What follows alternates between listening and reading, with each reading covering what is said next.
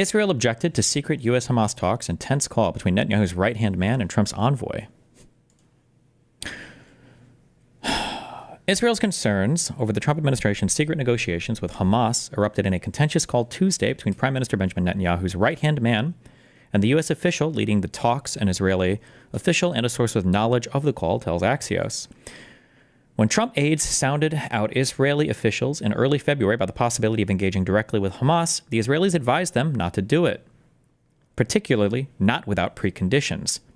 Israel found out through other channels that the U.S. was moving ahead anyway. How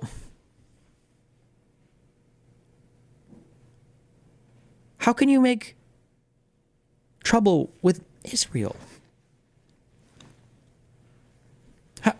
How does this guy manage to piss off literally everybody?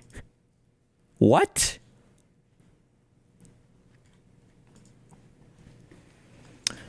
Driving the news. Netanyahu has avoided publicly criticizing President Trump since Axios revealed the unprecedented U.S.-Hamas talks on Wednesday, saying only that Israel had made its opinion clear to the U.S. But Netanyahu's closest confidant, Ron Dermer, was much less restrained a day earlier in a call with U.S. hostage envoy Adam Boehler, the sources say. The sources declined to be identified due to the sensitivity of the discussions. The call happened several hours after Boehler met in Doha with Khalil al-Hayya, one of Hamas's most senior political officials and the head of its negotiating team. Boehler's negotiations in the Qatari capital began the week prior with a meeting with low-level Hamas officials.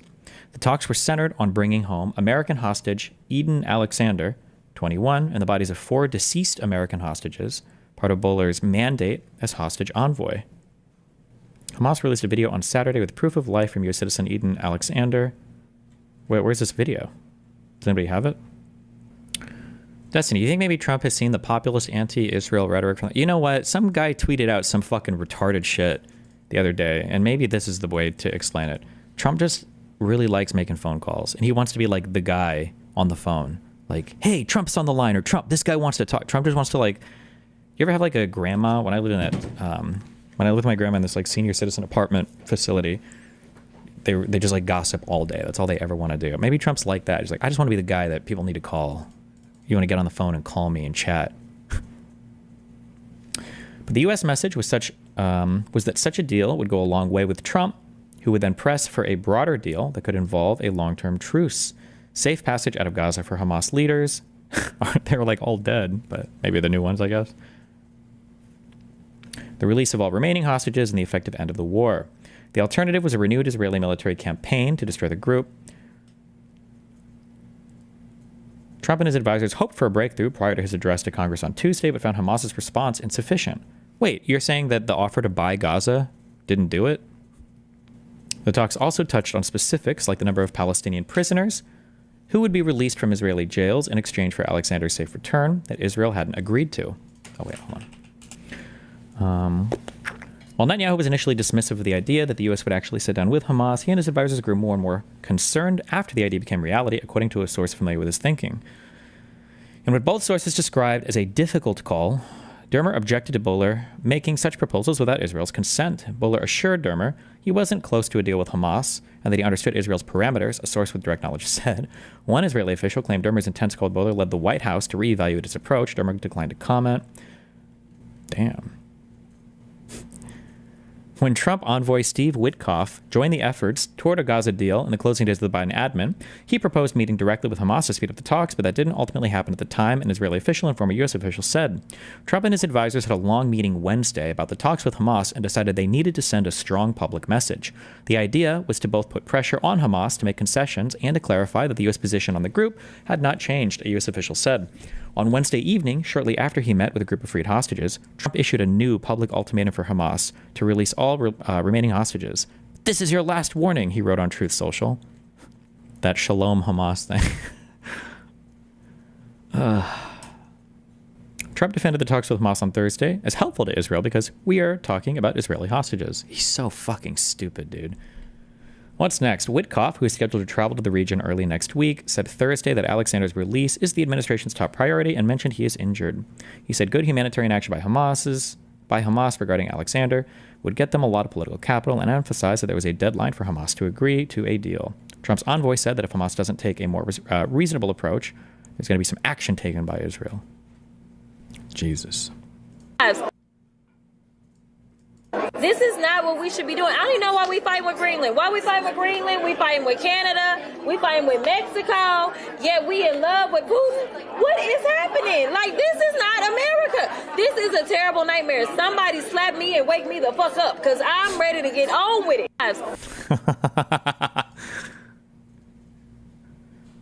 Honestly, Jasmine Crockett sounds completely illiterate when she speaks. That's me interviewing Representative Crockett. Please don't use the word illiterate when you voted for a president that speaks like a lobotomized crackhead. Damn. Oh, 145K. Damn.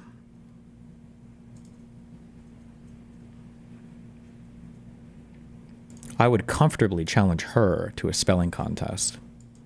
One of the funniest things about Ebonics is that people will look at a manner of speaking for like African Americans, right? And they'll say like, oh, well, this is the sign of an uneducated person. But a lot of Ebonics is like traced back through, you know how people in the South speak. But when people in the South speak like Southerners, it doesn't carry that same ultra negative connotation that it does when black people speak that, which I think is always funny. There are ways that you can speak and sound like a dipshit, whether it's Ebonics or normal English or whatever, but Trump, honest to God, speaks like a fucking retard. So I don't know how he gets credit for any type of speaking style or whatever, so I don't know. No shot. The U.S. military has removed photos of the B-29 bomber Enola Gay, which dropped the first atomic bomb on Japan, apparently because it contains the word gay, which violates their new anti-DEI rules.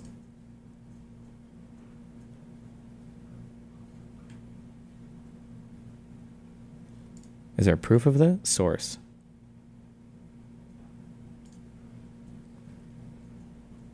War heroes and military firsts are among 26,000 images flagged for removal in Pentagon's DEI purge. Oh, they probably did a control F, found everything, and then flagged all these, so hopefully there's a manual review, I guess, but... Okay. Nice. Somebody responded with what I was going to say, but then he responded to them. WAPO under Trump. Economy adds 151,000 jobs in February, a solid showing amid start of federal worker layoffs. The report showed a labor market in decent shape, despite growing concerns that higher tariffs or the Trump admin's cuts to the public sector could slow the economy. Federal government payrolls lost 10,000 jobs. Under Biden, the U.S. economy added 194,000 jobs in September, another weak month heading into the final stretch of 2021. However, I will say, this guy who replied brought up an important point.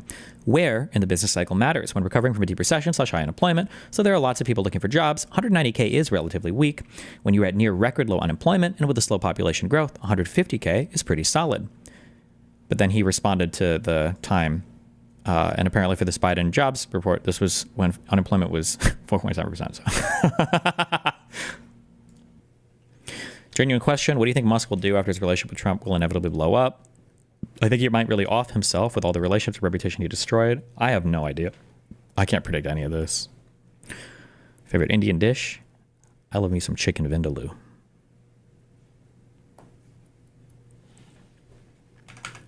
And like every Indian appetizer.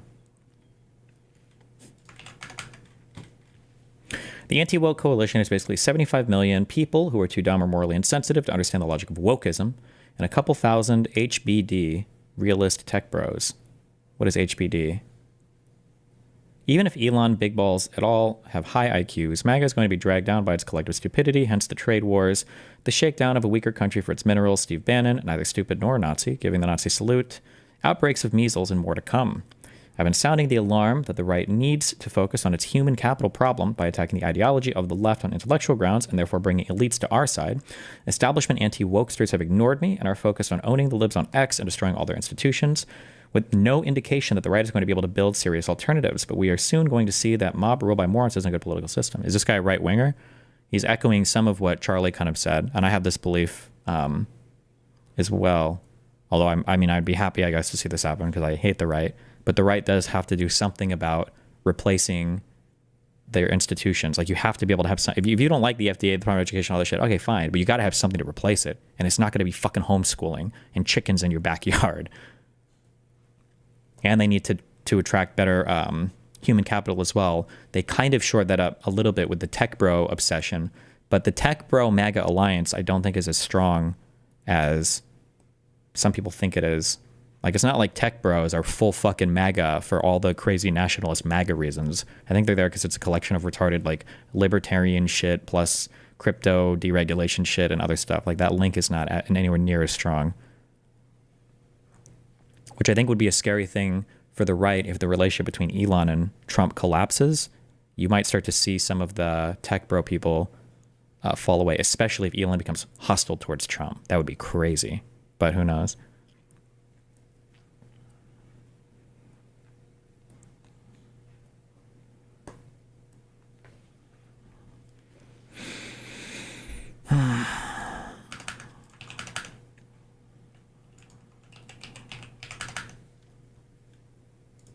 Trump is speaking at a crypto summit now? Okay, I still have the first Trump thing to act, or to watch.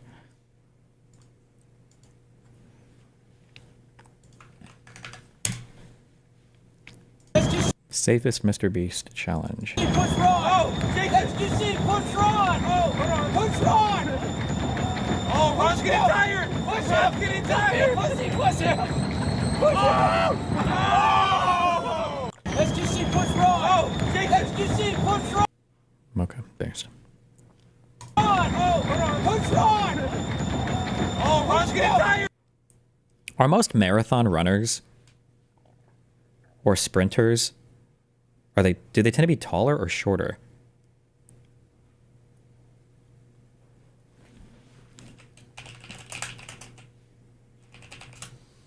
Holy shit. I just figured he was like 6 foot or 6'1". Have I not seen this guy stand next to other presenters enough? Usain Bolt is 6'5"?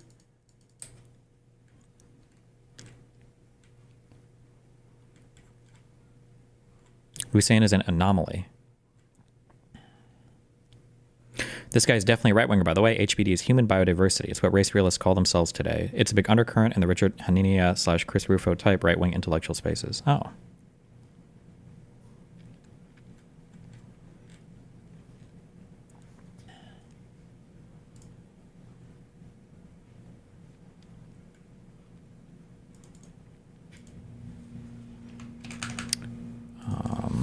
World's best marathon runners.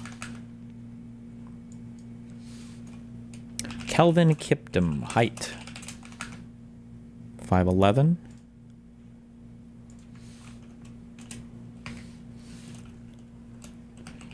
Kipchoge, Jesus, height 5'7". Okay.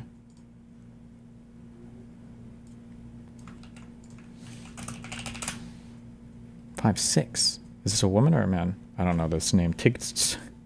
Long distance runner and former world record holder in the women's marathon. Okay.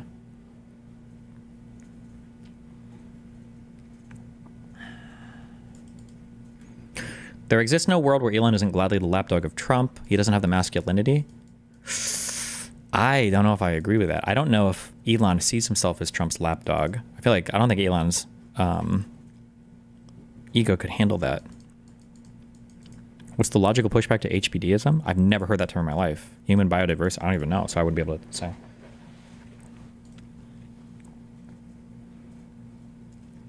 People are saying height doesn't matter that much. It's the length of the legs.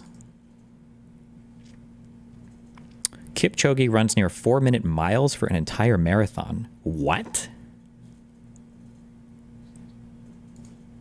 What is that? What would that pace be? What is your miles per hour? What?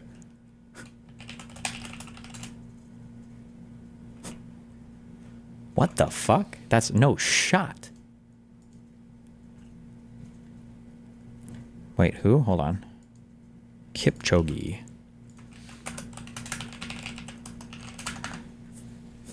Jesus Christ. What? That's not human. What the fuck? Wait, what?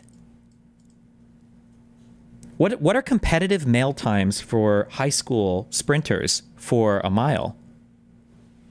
America record high school sprinter 1 mile.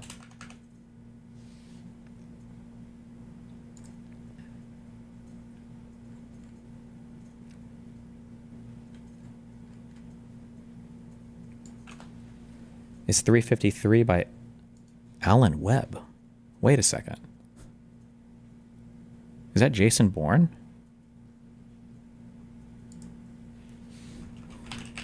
Jason Bourne's real name.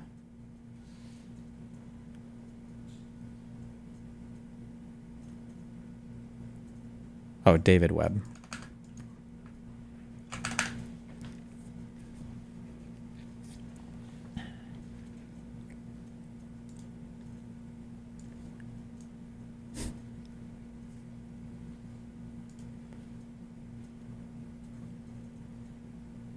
The term pace literally means minutes / mile or yeah, but usually when runners talk about pace, they're talking about time meant to run a mile. I was just curious what it translated to for miles per hour.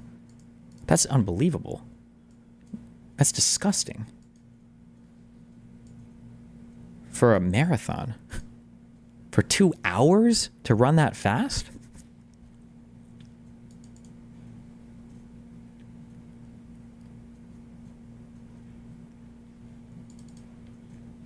Look at a video of him running.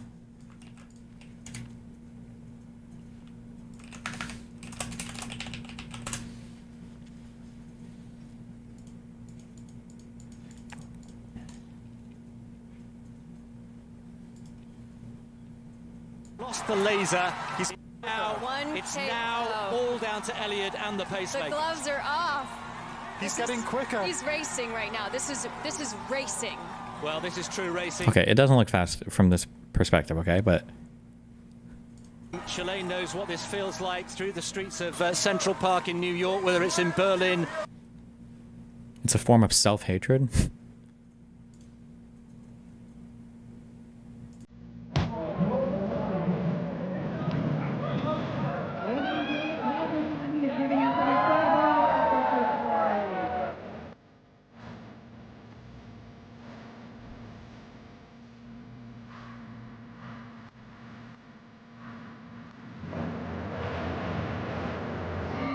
The shoes he was wearing were controversial. Oh, those Nike Alpha Flies? I've heard people argue about those. Trying to survive something like that for 2 hours would be almost impossible. It's unreal that somebody did that.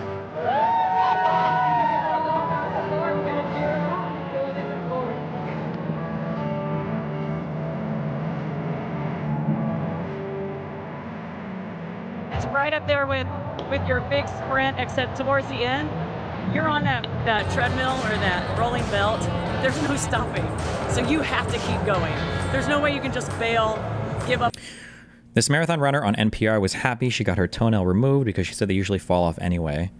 Yeah, there's like a weird thing when it comes to like elite athletes. I don't know exactly what this looks like, but if you were to like plot how much somebody trains, so I'm including all training, like normal diet and exercise, like go to the gym or whatever, there's like, as you train more, you generally become like healthier. But once you start to hit like elite athlete levels, you're worse off. You're decreasing your health outcomes. I don't know by how much, but it's like if you were to take somebody who runs marathons recreationally, as crazy as that sounds, versus like a world record marathon runner, the world record marathon runner is probably in worse overall health than the person who like can just run marathons recreationally. Because generally like elite athletes are pushing the boundaries of their body like too much. Well, I say too much. I mean, their goal is to be competitive, but they're not like optimizing for their health. They're optimizing for their athletic performance.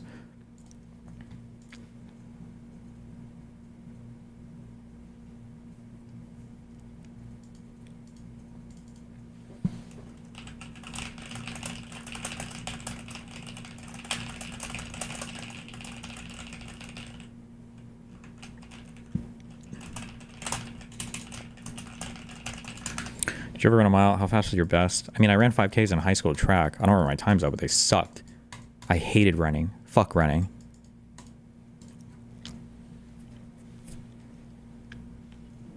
Why are we looking at marathons? I just saw the speed of that guy. That's just crazy. I would have expected like marathon runners to do like 6-minute miles, and I would have been really impressed. 4.5 minutes is fucking wild.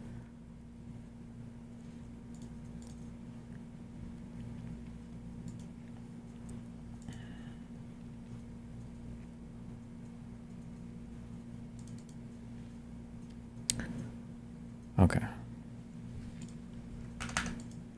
Yeah, we're just hate watching runners.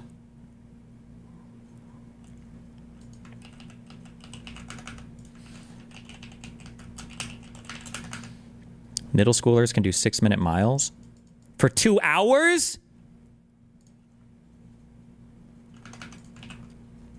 Did you watch the Barclays Marathon documentary? Nope.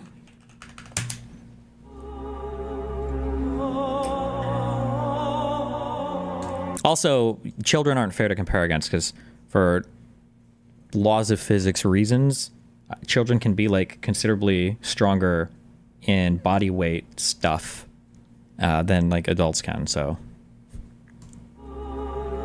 did you cover Riley Gaines' tweet about his tweet? I don't know. Link.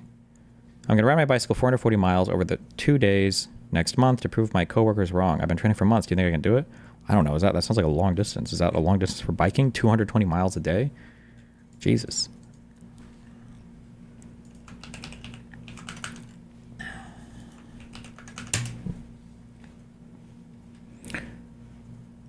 They say this unironically, then claim Republicans are on the wrong side of history. The irony would be hilarious. You weren't so devilishly sick. Hey, if you don't like people making fun of kids, don't use your kids to make fun of us. Fuck you. Okay?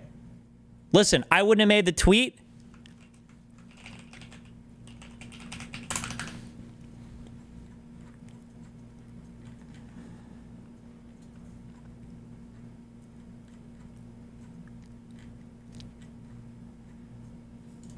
But you're using the kid as a political weapon.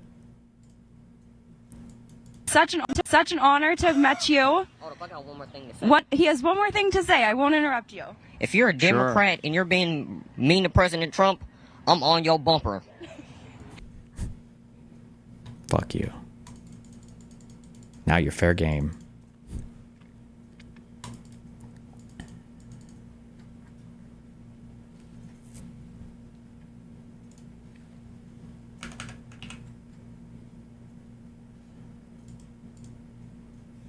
During season, athletes are so close to being sick or injured at all times just so they can peak at the perfect time. If you pull it off, it's one of the greatest feelings ever, but if it fails, the entire year might be fucked, or at least suboptimal as fuck. Rip.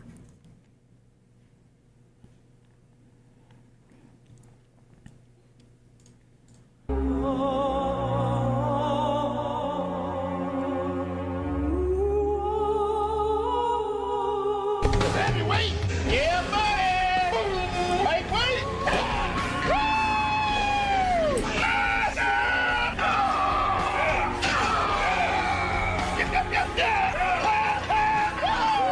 Was it Ronnie Coleman was a bodybuilder, right? Oh yeah. Bodybuilders having not the greatest health in their later age probably has less to do with them lifting and more to do with the 20,000 T count they have as they juice up for their entire fucking career and then cut to fucking 2% body fat. My brain can't function right now, but I can flex real good.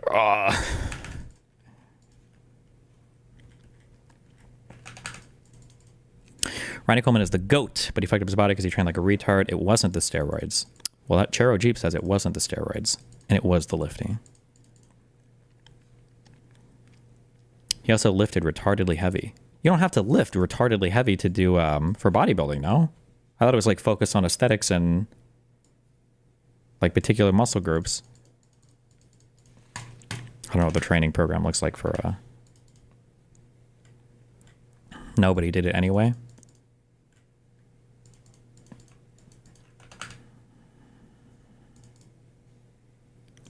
Well, but you say retardedly heavy, but that's not. But you would lose. Wouldn't you perform worse in a bodybuilding competition? Like you would intentionally, like if some muscles are too big, it looks worse insofar as like a bodybuilding judge would be concerned, right? Like you're like just having a bigger muscle. It's supposed to be about like symmetry of different muscles and what ideal forms or whatever the bullshit body, right? Or did he not? Maybe he didn't place well. Or I thought he's a really popular guy. I've heard him. No, Not if you're Ronnie Coleman. He was a genetic freak. Oh, okay. Dude, I love, I clicked one weightlifting thing on my subreddit, so I got all the weightlifting and, like, male fitness stuff. I love to see my young men have joined women now when it comes to body dysmorphia. Holy shit. The amount of guys who post and they're like, I can't tell if I'm like super skinny or if I look fucking hideous. And it's like, bro, a lot of these threads, like the top comment will just be body dysmorphia. It's like, oh my God.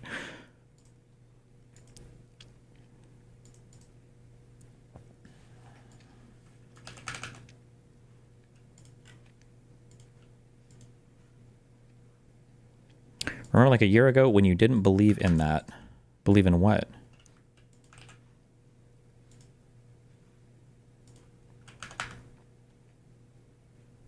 I thought I said like, didn't I say like 2 or 3 years ago that men were going to start getting body dysmorphia because of fucking TRT and how pervasive it is, and how every fucking influencer who does weightlifting on Twitter is on some kind of fucking gear or on Instagram or whatever else?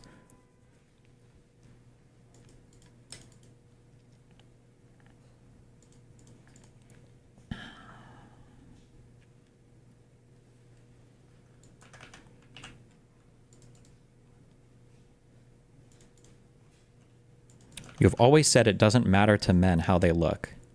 Okay, that definitely sounds like something I said.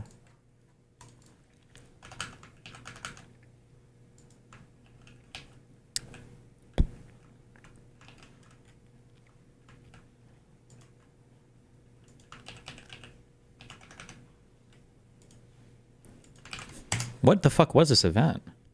All right, last one running wins. Wait, hold on. No, this is for real. Don't take it down. Just take it right. Okay, are these all famous people or am I just face blind for real? Like, is that Logan Paul or some bullshit back there? That's XQC in the back, right? No, this is for real. Don't take it down. Just take it right. All right, crank up the speed. Is that Mr. Beast?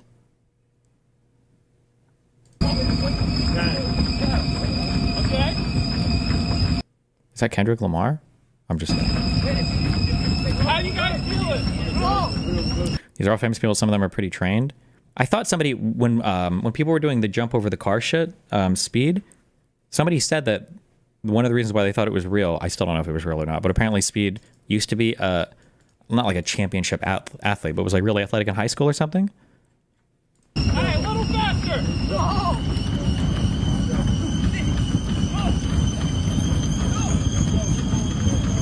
He still is a really good athlete? Oh, okay. A little faster. Exposing all the fake natties was bad. It just led to everyone getting on gear. Base. Oh, God. Go, Deji. Go, Deji. Speed can backflip on command. Oh, we're losing people. We're losing people. Oh, shit, that reminds me of Bye, Jimmy. Bye. Kai's going. Bye, Kai. I could see he's on the back there. So. Go on, Reed. Wait, is this one of the Paul brothers or is it one of the different people? Is that the guy who does the boxing or is it the other guy? Or is this a totally not Paul brother guy? It's the other one. Okay. Logan Paul. Logan's gone. Oh! Ooh, close.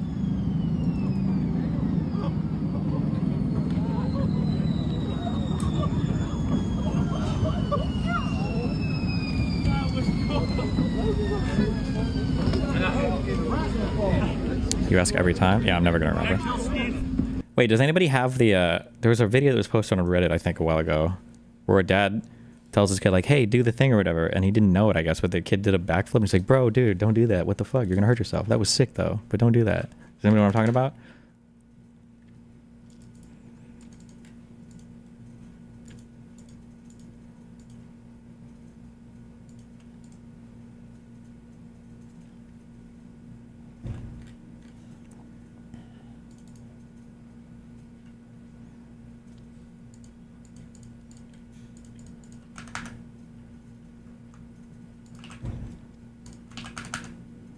Yes, I'm aware speed can do things. Okay, I don't need a million speed clubs. Thank you. Trying to protect my reputation as a racist over here. All right.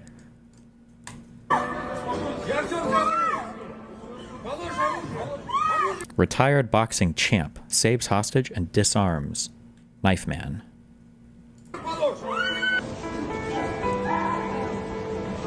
Oh, we got the music and everything.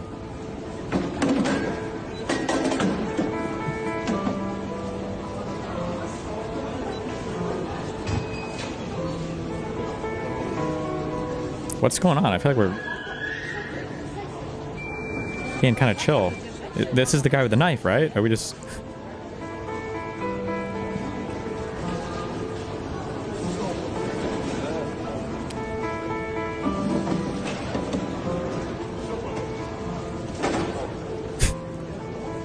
Did we just like do a hostage switch? The brother's like, I gotta take a piss. Can we?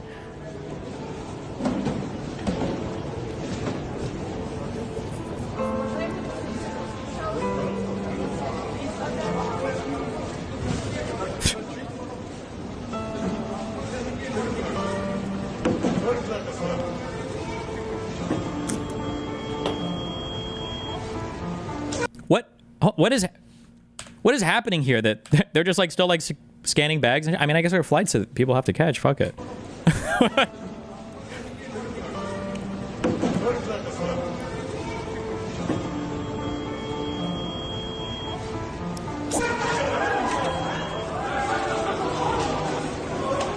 What? Nothing even happened. What? I'd still want to get through. Yeah, you're in line. Like, why aren't you scanning my bag? There's a hostage situation going on. Okay. Is scanning my bag gonna make it worse? Because if not, get me the fuck through here.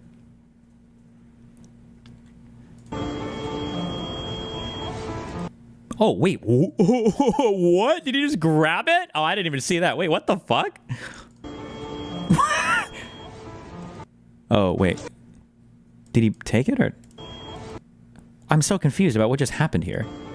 It looks like he grabs it. He grabs something, but the guy's still holding something else or not, or... What is the guy still holding? Did the blade come out of the handle?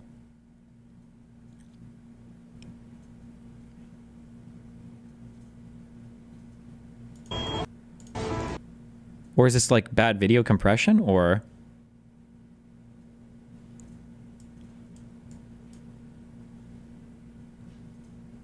He's holding video compression.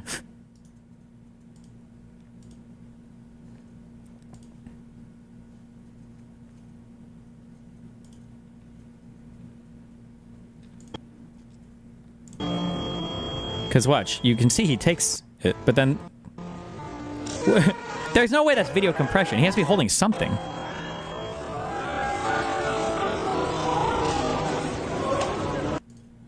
Also, what does any of this have to... Retired boxer saves a hostage. Did he save them because he offered to switch places, or...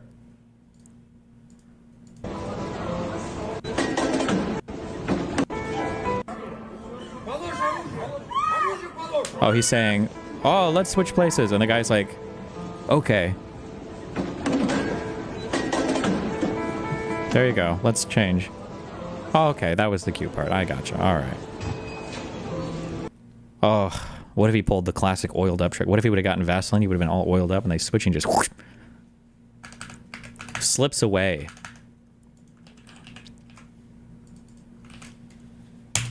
One, two, three, go. Well, get in front. Vamos. That's no more of Listen. that. That was really cool, but Get I in didn't... front of it. Yeah, go ahead. There. Do that again. Go ahead. All right, that was cool. All right, and then if you want to do your little... That was awesome. All right, please don't do that again. That was really cool. Okay, we didn't need the music and the editing, but...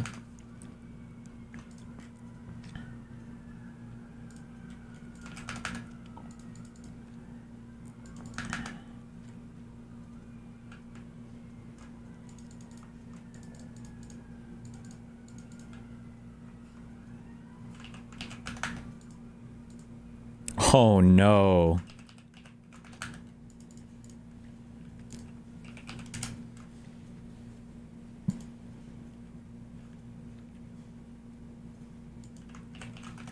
HBO officially names Papa Esudu to play Snape for the Harry Potter series. Is this a troll? Is this even real? It's the N Wokeness account. I don't even know if it's real or not. Is there a Harry Potter series?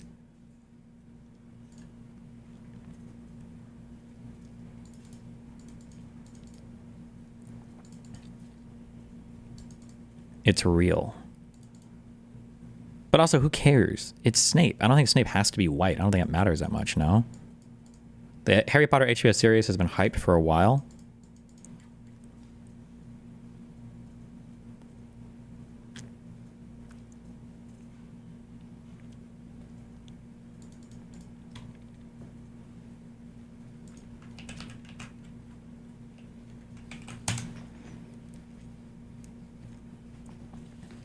Harry Potter HBO series finds its Professor Snape and McGonagall.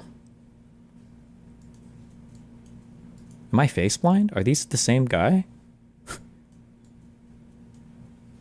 Wait, I might actually be face blind.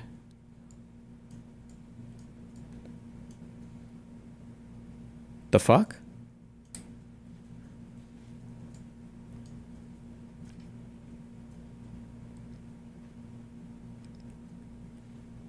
I feel like the beard makes this guy's chin like way fatter than it looks when he doesn't have one. All the characters are gonna be black except for the Death Eaters. They're gonna be white. Based. Could you imagine they give the fucking Death Eaters like swastika armbands and MAGA hats just to fucking trigger the fuck? Oh, Jesus.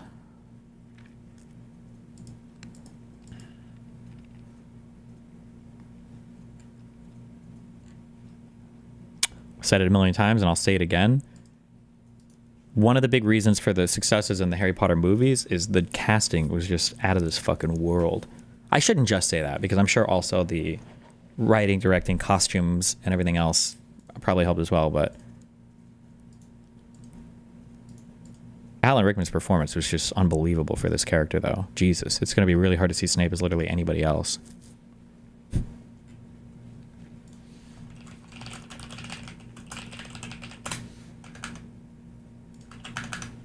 They got so lucky on the kids too? Ooh, yeah, just kidding. True.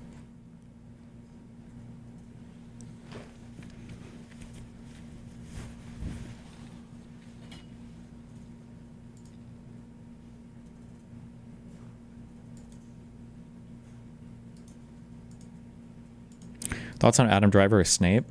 I think I need to watch, like, is it a Marriage Story or something else with Adam Driver in it? I just don't think Adam Driver's like a great actor. I like his performances are okay. I saw him obviously in the Star Wars movies. I saw him in the, is it Black Klansman? That movie, or was it a different one where he's like a Jewish dude who infiltrated the KKK? Yeah, he's in this. I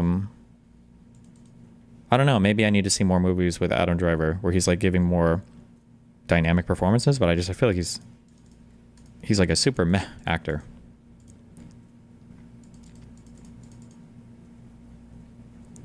He was nominated for Best Actor. Oh, well, fuck me, I guess, huh?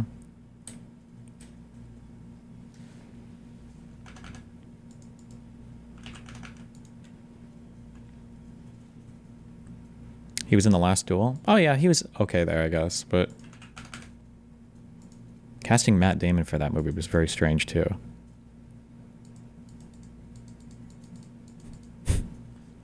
Why were they all French but they had English accents? Was there like a historical reason there that I just didn't understand as well?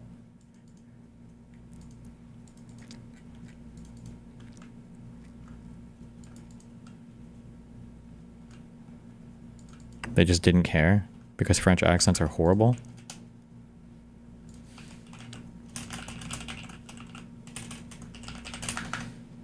Do you really want to watch a whole film with French accents? Well, this is all like France, right? And French stuff? So it just seems kind of weird that they were all... The benefit of clergy. There really is no decision to make. You're a cleric and holding church office. Church, try. Speak. Absolutely not.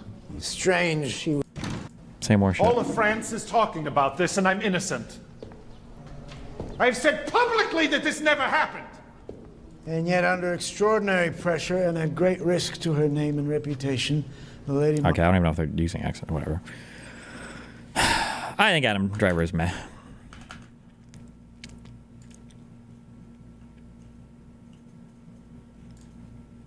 For Americans, English accent means old. True, actually. That is how we view it.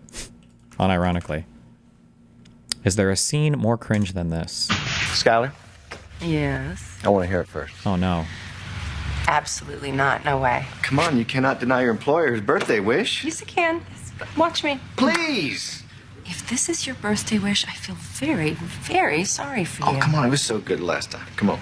It was ages ago, and I'm enormous. I can't watch all this. Wow, your favorite contractor. Thank you for gifting 5 memberships.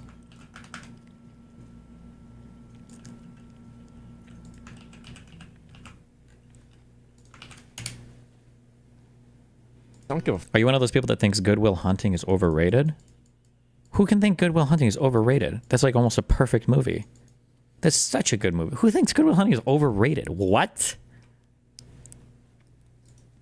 about this. I don't give a fuck. Like, I don't care. The thing is, though, is like, Asmongold speaks on Destiny's controversial tweet about DJ Daniel. You can't make comments like this and then make appeals to decency. You're actually kind of hurting the cause.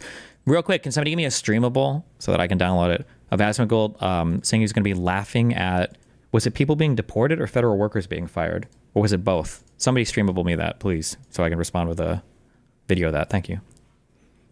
About this, I don't give a fuck. Like, I don't care. The thing is, though, is like, the thing is that you can't make comments like this and then make appeals to decency, right? When the fuck have I ever made an appeal to decency? Right now, I'm trying to just appeal to democracy. I don't care if we're indecent. Can we just at least follow the fucking law? Does he know who he's talking about? What the fuck? Why would you accuse me of making appeals to decency? What?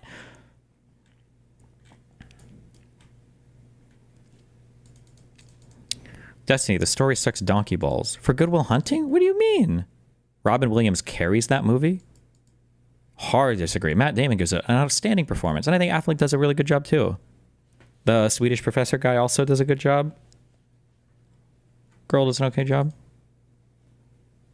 You can't do both. And so I think that in a lot of cases, I've heard Destiny kind of make appeals to decency a couple of times. What could he possibly be referring to here? If I'm ever making a quote-unquote appeal to decency, it's generally just in the context of them accusing us of being indecent. Where I'm like, hold on, how are you going to say that Democrats are off the, are flying off the handle here when you guys have said X, Y, and Z? But I don't think I ever make appeals to decency. I don't give a fuck about people being decent. Just don't be fucking evil.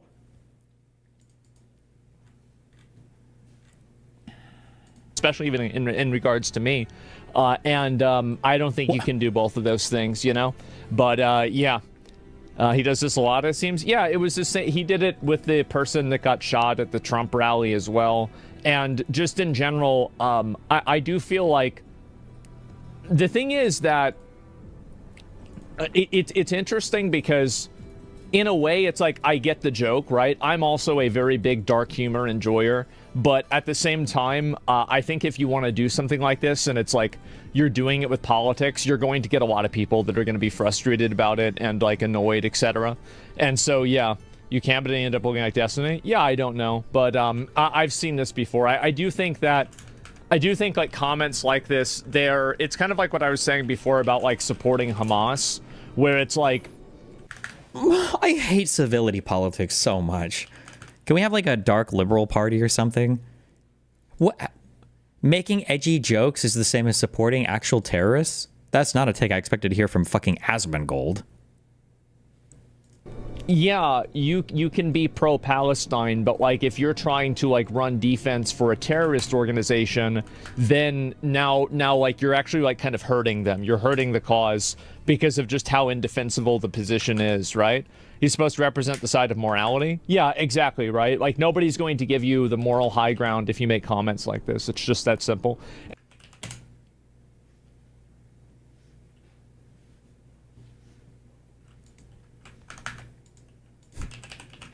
I remember this epic classic. One other thing. So like they're doing this thing with like these deportations where they bring in like celebrities to deport people, and it made me wonder, what is the probability that Tom Homan would let me go with him dressed up as Ash Ketchum with watching them do deportations? Like, I feel like it's probably at least 5% chance, right? Like, I think we're at a 5 to 10% chance that this could happen. Yeah, exactly. That'd be really good content. It would be. And, yeah, probably not going to happen, no, but it would be fucking funny. For the love of God, you must try. Yeah, it'd be fucking hilarious. And, yeah, your statement about not voting to disadvantage yourself is really blowing up on X with strong support. Well, of course it is. Of course, it's just a logical perspective to have. Now, there's a bunch of emotionally unstable retards on the internet that like to distort reality. But no, of course, I'm not going to vote for somebody who's going to say that someone else is going to have a privilege that I can't have. Why the fuck would I ever do that? That's the most retarded thing you can imagine. So, no, of course, that's like, I mean, why don't I just vote to have somebody shoot me?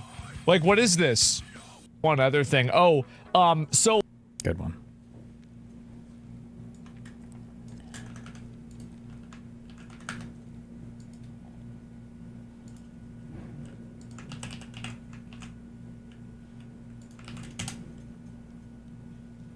No one in Canada should ever be afraid to call themselves a Zionist. I am a Zionist. Uh-oh. No one in Canada should ever be afraid to call themselves a Zionist.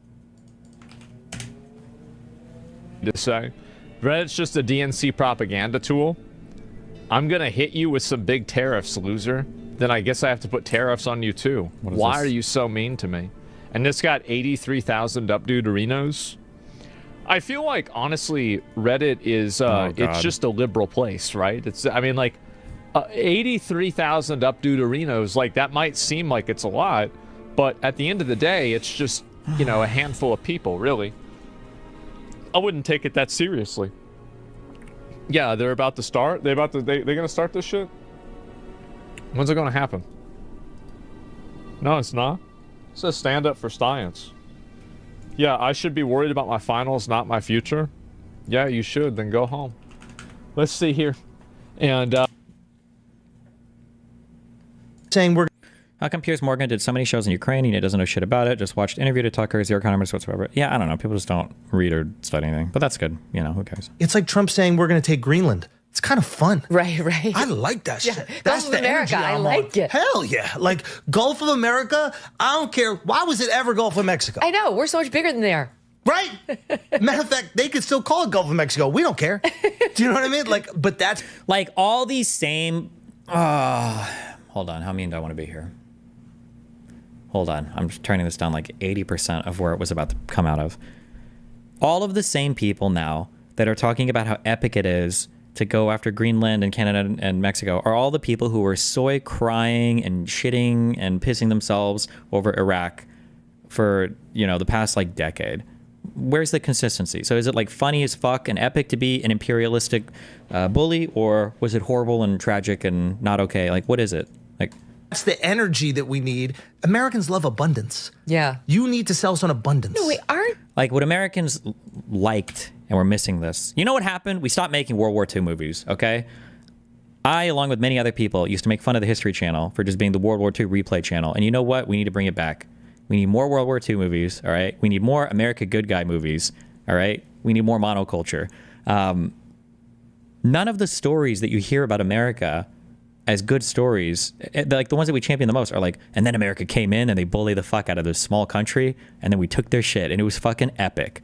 Those aren't the stories that are supposed to be, at least, inspiring to America, right? It's stuff like World War I and World War II, or even like the first Gulf War, or maybe saving, I would say Libya, although a lot of people don't like that one.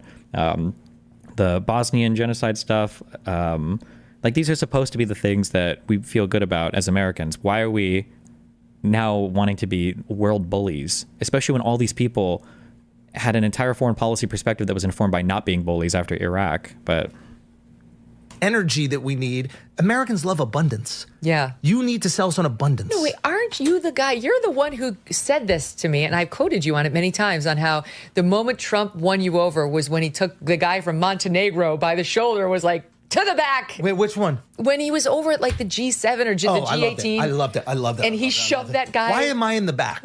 There's also like, this is also a thing too, and I think this was understated even on the right, or it was correctly stated on the right. There's no anything about it. The masculinity crisis is so apparent with so many of these insecure young and middle-aged men.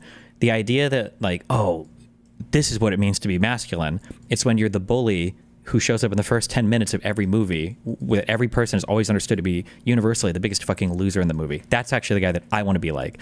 Like, oh, what's an inspirational movie to you? Oh, I really liked all the Karate Kids. Oh yeah, that's kind of a cool movie. Yeah, I really like the bully that shows up in the first 15 minutes of every single Karate Kid movie. That's the guy that I want to be like. It's like, oh, okay, well, I feel like you stopped watching too early, or you seems like you took the wrong message from that. But okay. Wait, which one? When he was over at like the G7 or the G18. I loved it. And he shoved that guy. Why am I in the back? Right. Why this? I'm America. Nobody even understands what this country is. This guy in the front. Move out of the way. I will sit here. And then he did it, and everybody got in line. It happens. You need that kind of. That is some like psychotic shit. I don't think I would have the balls to do that. That is some ballsy shit. Montenegro's in the back, sir. Bye. See you later. You're all in the back. It doesn't really matter. Right. Meanwhile, Israel's not listening to the United States. Hamas doesn't listen to the United States. Ukraine and Russia both aren't listening to the United States. We're in tariff wars with like our biggest allies, and we're gearing up for one with China. Like, wow, such epic, great leadership. Such epic, great masculinity. Like, great leadership. Good job. If I'm giving you money, you're in the back. Yes. Are you guys giving me money? So why are you in the front? Right? It's like. Well, that's part of his like weirdly. It's unbelievably charming. Charm and humor.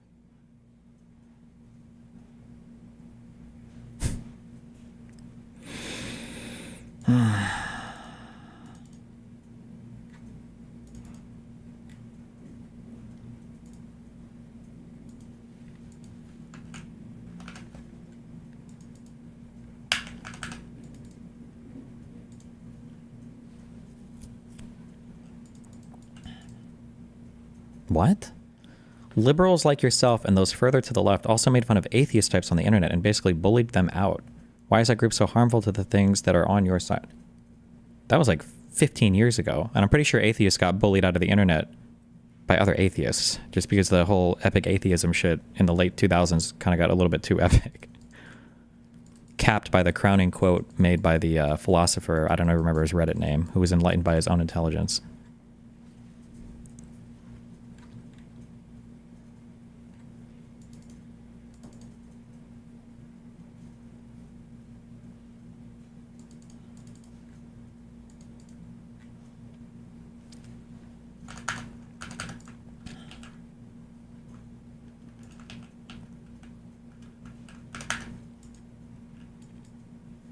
Oh my God. Dr. Phil and Cenk Uygur.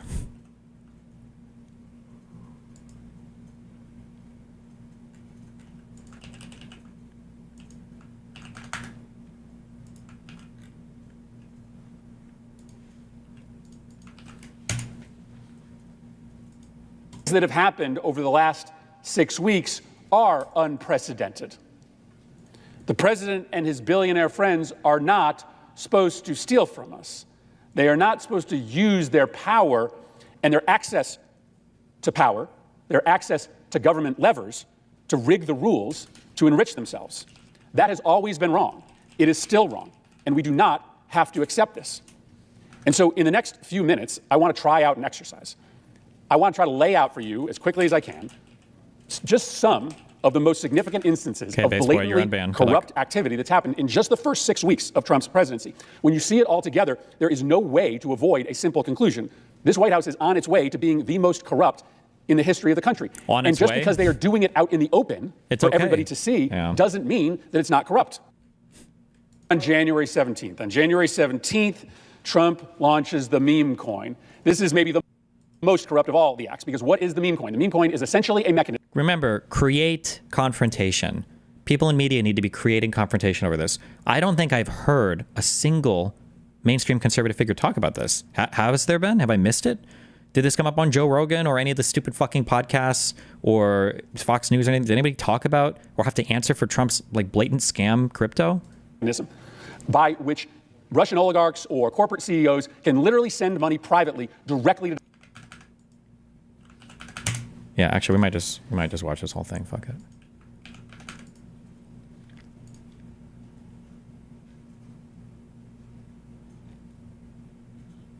Don't forget how MAGA used scenes from Full Metal Jacket as an example of what a good military is like. Wait, do they actually? I don't remember. I'm trying to remember the ads for that.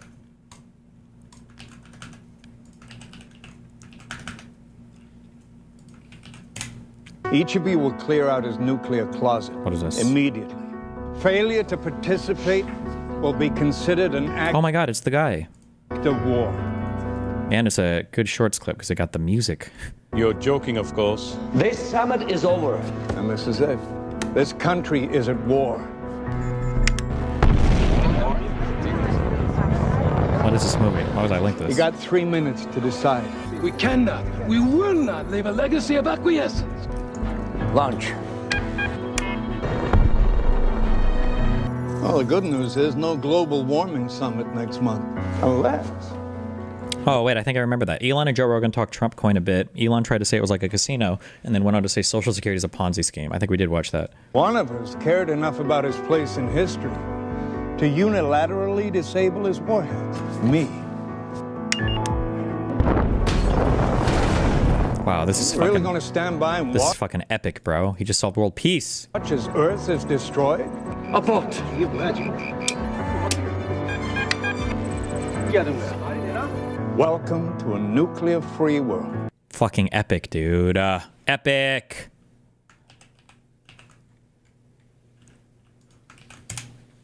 I believe she's worse than him. And we can't allow it to happen. Now, I had this done because, you know, our military is great. I knocked out ISIS. I knocked out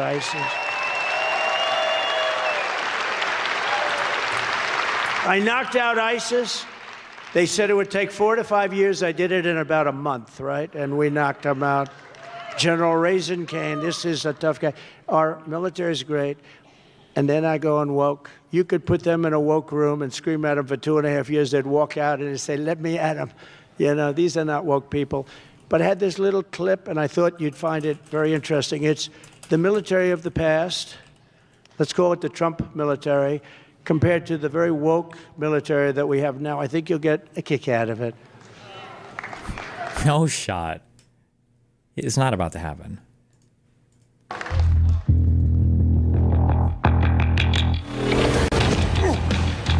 You little scumbag! I got your name! I got your ass! You will not laugh! You will not cry! You will learn by the numbers! Happy Pride. Happy Pride Month. And actually, let's declare it a summer of pride. So you're a killer? Sir, yes, sir! Let me see your war face! Sir, you got a war face? Ah! That's a war face! Now let me see your war face! Ah! Like, it's got to be a troll, because aren't there like 50 million military movies that are like jerking the military off that you could film that have endings that don't involve the boot camp guy getting fucking killed by a traumatized trainee? Bullshit! You didn't convince me! Let me see your real war face!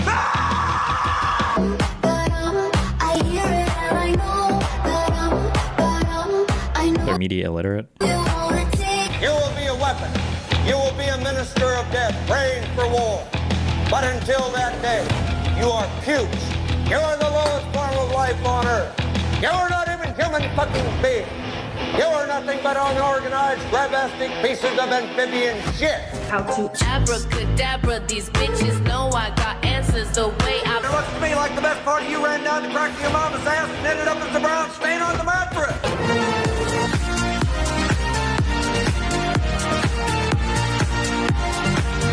I love working for Uncle Sam. I love working for Uncle Sam. Lets me know just who I am. Lets me know just who I am. 1, 2, 3, 4, United States Marine Corps. 1, 2, 3, 4, United States Marine Corps.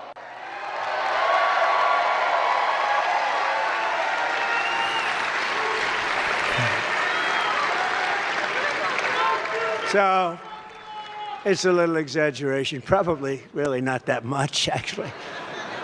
But what's happening to our country is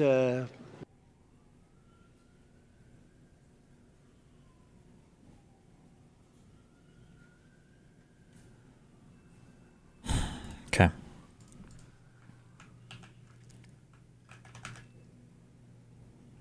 People say that the crypto summit was boring. I don't know if we'll watch it later or not. How often did he go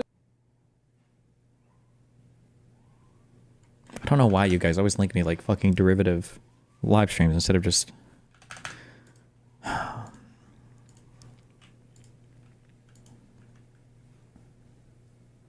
He doesn't talk over it ever. Okay.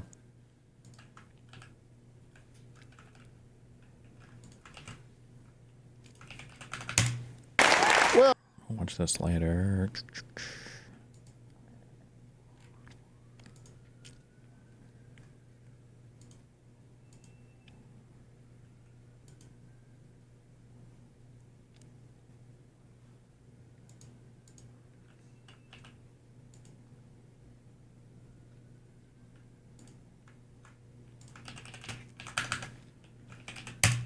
Suffering through these brief. This dude and... Is this interesting? We have a grooming review. Who are these people? I was in a relationship with @newish, trigger warning, abuse, grooming, sexual content. 541 followers. Who is newish? What is this even about?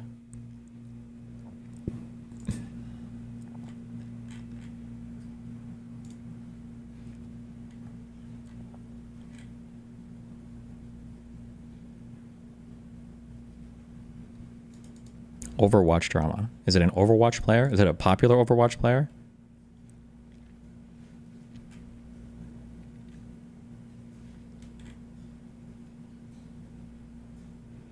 This document was not made with the intent to harass or incite harm to this person, but to purely spread awareness. So, for no fucking reason at all, except somebody needs attention. Hell yeah.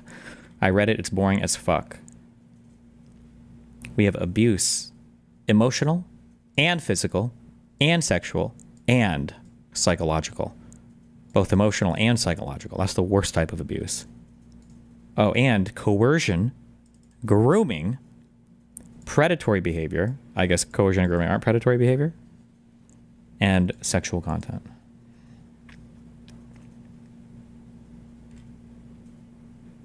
The grooming and abuse transpires between 2021 and August 2022, when we officially broke up.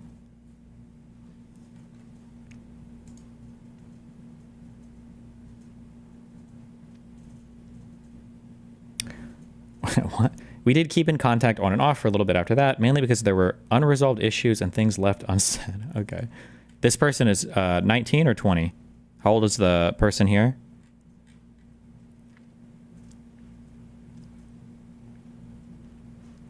The guy dipped off the internet immediately and admitted to everything, so I don't know if it's much of a review. What did he admit to? What happened?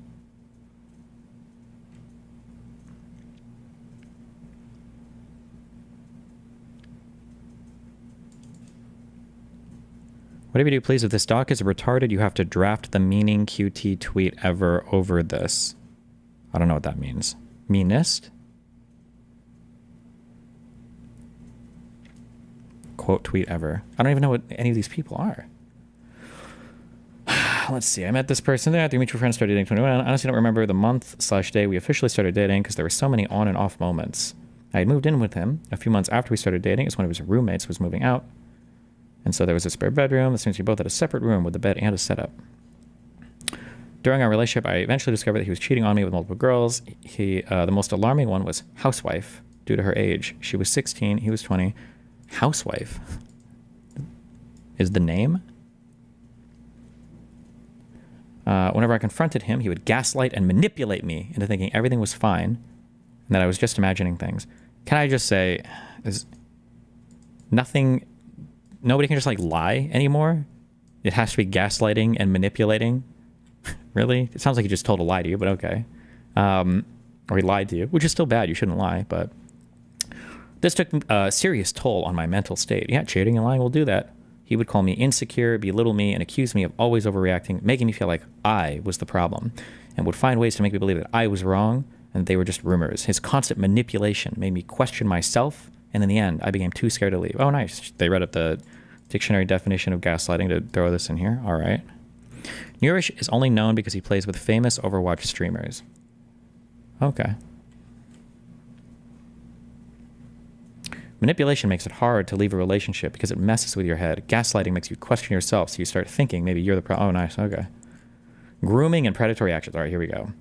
Housewife was 16 when I was dating Newish, but before I was in the picture, they had been talking since she was 15. He was 20 years old when I was dating him in 2021, and I was 18/19.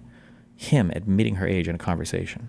Upon him realizing that I now knew his secret, he would get angry with me and tell me that he had to continue talking to her and doing anything she wanted so that she didn't expose him. What? None of these should be not safe for work, right?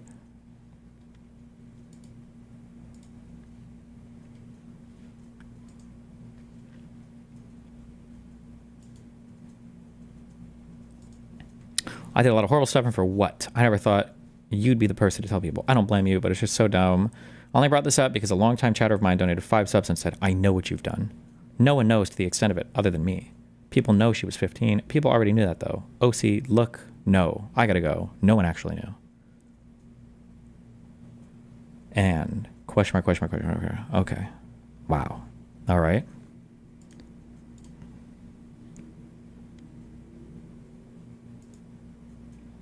Abuse. Anything physical would mostly occur when he was trying to take my phone off me, as I had a private Discord server with myself where I would vent.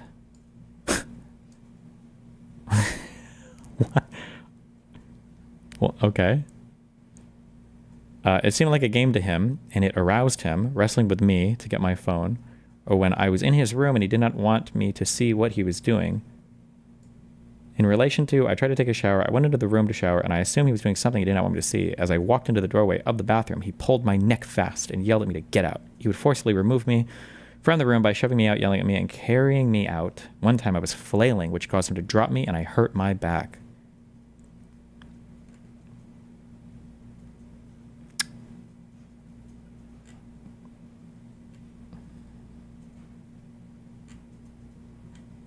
Okay.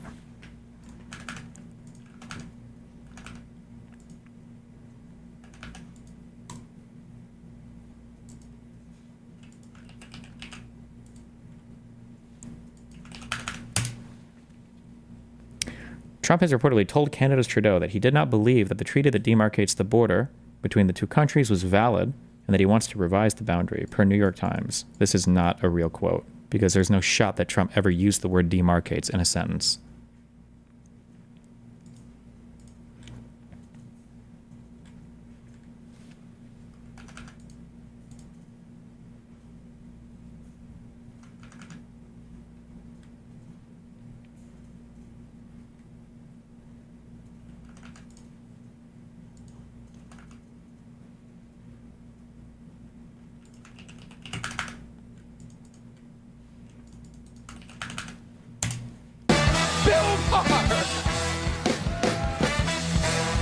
Okay. Calm down, people. I know it's exciting to see a big star on your little circus here, but no, I'm kidding. I'm a big fan of the show. What was your name again? I'm Tony. I'm Tony. Okay, that's our show. Tune in next week when my guests are Benjamin Netanyahu and the Haktua girl. Or whatever, and then you go tune into where people like Tom Bilyeu get their takes about onshoring supply lines. Look for Peter Zeihan. He talks for ages about deglobalization and onshoring manufacturing. Okay, I know that Peter Zeihan used to be a super big memer, especially over the age demographic shit, but I don't feel like he's retarded. I don't think I've ever heard him say like super retarded shit before. Has he really said that? Or was this in the context of like a different topic, like about national security and talking about specific goods and services related to national security? Time show. You're right. The sad thing is that Bill Maher is actually pretty funny, I feel. But Bill Maher also takes shots at the left and right, so Bill Maher is one of the few. He's my Richard Hanania of media. I have a prostate orgasm in a few minutes, and I am a squirter. Bill Maher. King Charles and the bird.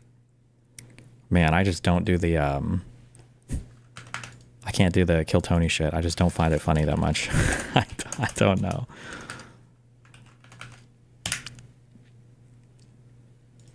But I asked you about this before, and I... Period of time. But I asked you about this before, and I know you told me when I asked you, I said, you did use some CA. You put this together. Yeah. And yet then you come back and you change it up with these... Holy shit! Is she the first person that I've heard? Thank you, Maria. The DGGer. Yes. Thank you. Period of time. But I asked you about this. Wait, where is this whole interview? How does he have time for this? Holy shit. 8 hours ago. Wow. Jesus. Or President Trump putting a month-long pause on some tariffs on goods from Mexico and Canada, covered by the USMCA treaty. This after a phone call with the president of Mexico, Claudia Sheinbaum, and negotiations with Canadian officials. I spoke with the president in a Fox Business exclusive yesterday at the White House. He told me his reasoning on the pause and his plans for future actions on tariffs. You spoke to the president of Mexico today. I want to talk about tariffs because even as you're seeing this optimism and excitement, there's some nervousness over your tariffs. Optimism Markets and have been excitement, selling off. People are not sure how to view it. Why did you roll back or put a pause into some of the tariffs until April 2nd? Because I wanted to help Mexico and Canada to a certain extent.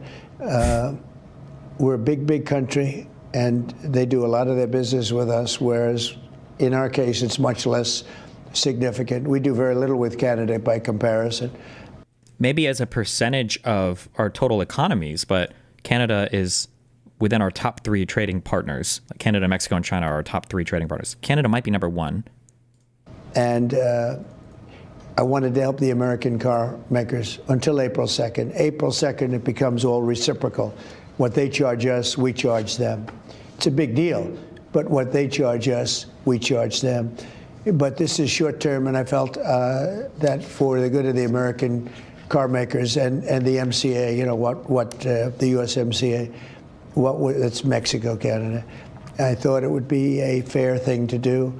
And so I gave them a little bit of a break for this short period of time. But I asked you about this before, and I know you told me when I asked you, I said, you did use some CA. You put this together. Yeah. And yet then you come back and you change it up with these tariffs. And you said to me at that time, I did it because I can. I put an amendment in there, and I said in 6 years I can change it.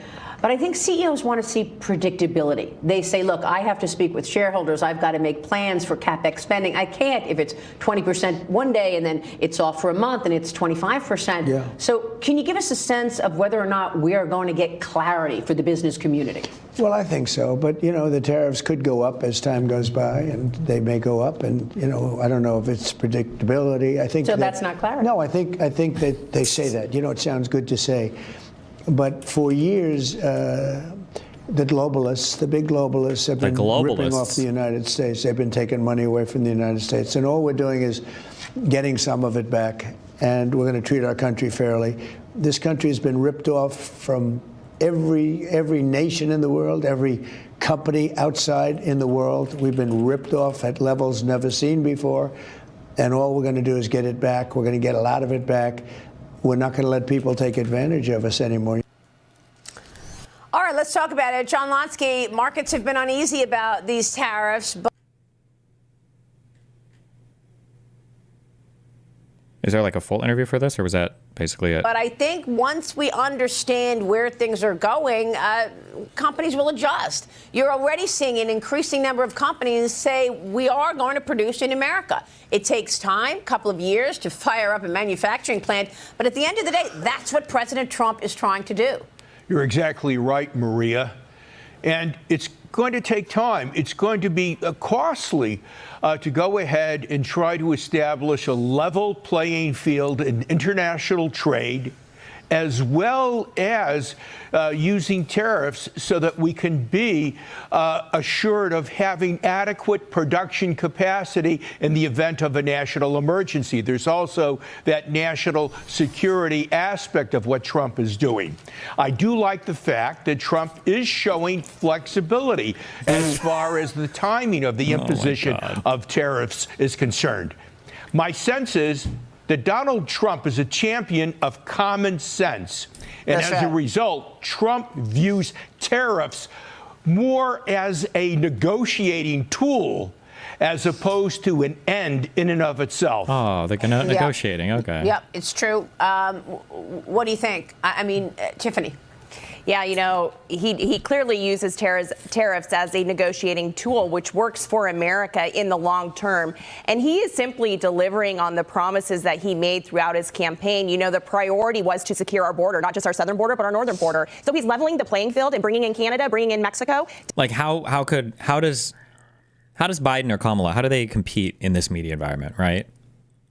Where the left-wing media is hypercritical of everything. I say left-wing, but like even like the left-wing, not like the leftists, but even like the liberal media is so critical of everything that comes out of the Kamala Biden administration. Meanwhile, the largest Fox News, now I don't know how related Fox Business is, like if this gets displayed on Fox News or if it's all right up together, but like the Fox News is the largest cable news provider in the US, and it's only gotten larger in terms of market share, will just openly glaze Trump doing the worst things ever. To help secure our borders and take part in stopping fentanyl, take part from Chinese nationals. You know, there was 1,000 Chinese nationals coming across our northern border in 2024 for 5 months straight. So President Trump is committed to securing and protecting the American people, and this just shows his priorities and how he continues to deliver. Yeah, there will be a 25% tariff on steel and aluminum still coming, expected next week, actually. Now, I was in the Oval Office yesterday as President Trump signed several executive orders, including one honoring American women. The president surprised me with some kind words and a shout out. Watch this. Two very special proclamations, the first of which is a proclamation that proclaims March 2025 as Women's History Month in honor of all the wonderful women in your administration, all the wonderful women in America, and in honor of everything you've done for women and this administration has done for women in just, what, a month and a half? So. Yeah, we've done a lot, and women have done a lot for us, right? This is an honor. We have a wonderful woman here, Maria Bartiromo. Thank you so much. Nice to have you, Maria. Thank you very much, Mr. President. And thanks for all that you're doing for women. Thank you. Thank you so much. Oh, boy, that was exciting being there in the Oval Office. You've got to see how incredible it is, Tiffany, when the president lets the press in to start asking questions. The room gets packed, and they're just, like, throwing questions at him. I mean, it's become a daily thing with the president answering questions and signing these executive orders. That's why they call it the most transparent administration. Can you imagine if we didn't see that once in the last 4 years? No, we didn't. Before President Trump entered the Oval Office for the second time. It's amazing to watch, Maria, and I'm so grateful for the words that he said. It's amazing how they pivot from the it's good for the economy to national security to negotiation tactics. Yeah, none of it means anything, right? Like, oh no, it's really good for the economy. Why is Trump doing it? What did Trump say? Hold on. It's because of fentanyl. Oh, to clear up the fentanyl stuff. Oh, okay. So then when they fix all the fentanyl stuff, because that's why he delayed it last time, right? Because Mexico was willing to put 10,000 more agents on whatever. Yeah. So then once they figure out the fentanyl stuff, then they're going to get rid of the tariffs? Well, I think so. Yeah, right? Wait, what does Trump say about that? We're subsidizing Canada. Oh, no, wait. It's not about the fentanyl stuff. I guess it's about the economic stuff. Oh, then why did he say it was about fentanyl? And then if they get rid of all the fentanyl, then we're still going to keep the tariffs up? It's like, well, it's like, it's just like the most incomprehensible worldview. If you try to like logic it out, but it's not logic. Again, it's all emoting. It's like, oh, tariff them, fuck them, because they're taking advantage of us somehow. I don't care why, just do it. About you, they're well deserved, and as women, we stand on each other's shoulders. As a small town farm girl, it's really amazing what you can accomplish here in this country, and you are living proof of that, Maria. Well deserved, and it is amazing. I have stood in the Oval Office with President Trump in 2017, and I will never forget that moment. It's true. It's very special, and I was so grateful that the president did call me out. John. Yeah, that's right. It's well-deserved, as Tiffany said. He's very transparent, and I think, in terms of clarity on the trade issue, he might have... He is transparent, though, in that, like, all of the corruption is very transparent out in the open, right? Remember what I said before. Always remember this. Trump, if you're nice to him, will treat you well publicly. He rewards you publicly, like a dog. Oh, good girl. Thank you so much. You're good. Look at you. Oh, here, have a treat. Nice. Oh, good job. But if you're mean to him, no, not good. Go outside. AP Reuters, you're not using the right map. Get out of here. Go outside. No, you're bad. No good. Right? And look, she's rewarded for her loyalty. She's showing it back in kind on Fox News now. Like, oh, Trump, he said nice things about me when I was in the Oval Office. Let me give him more favorable coverage. It's like this two-way street is with everybody that Trump deals with. Tiffany said. Or President Trump putting a month on the border, but our north. As President Trump signed several executive orders, including one. Thank you so much. Nice to have you, Maria. When the president lets the press in to start asking questions, the room gets packed, and they're just like throwing questions at him. I mean, it's become a daily thing with the president answering questions and signing these executive orders. That's why they call it the most transparent administration. Can you imagine if we didn't see that once in the last 4 years? No, we didn't. Before President Trump entered the Oval Office for the second time. It's amazing to watch, Maria, and I'm so grateful for the words that he said about you. They're well deserved, and as women, we stand on each other's shoulders. As a small town farm girl, it's really amazing what you can accomplish here in this country, and you are living proof of that, Maria.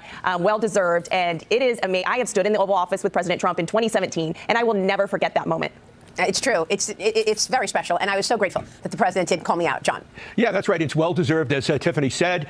He's very transparent, and I think in terms of clarity on the trade issue, he might have a better time selling the tariff issue to markets, to the general public, if when regarding reciprocity, he explains to people in detail certain major products where U.S. exports are treated very unfairly in foreign markets, whereas we're much more open, to allowing imports of these same products into the United States. It could be like light trucks that supposedly face very high tariffs as far as Europe is concerned when they're exported from the United States, whereas we have much lower tariffs on motor vehicles that are produced in Europe that come into the United States. Absolutely. We've got more of my exclusive interview with President Trump. He also surprised me with some news on Iran. We will talk about that coming up. Catch the full interview on Sunday Morning Futures on Fox News, live at 10 a.m. Eastern. What do you think about the tariffs Canada has on dairy products? I don't know. I haven't looked into them much. My understanding is there's up to a certain limit they're allowed to export, and then or import or something, and then they have a high tariff or something. I don't remember. Cenk is so close. Embrace your anti-Semitism. He's so close to it. Israel is going to absolutely devastate West Bank and Gaza because they think they have a green light now. They're going to make us pay for all of it and get us in a world of trouble. Relevant parts of Epstein files will never be released. Israel's control over us is suffocating. What does that have to do with anything? Hello? Sneak those little anti-Jew comments in there. You can do it.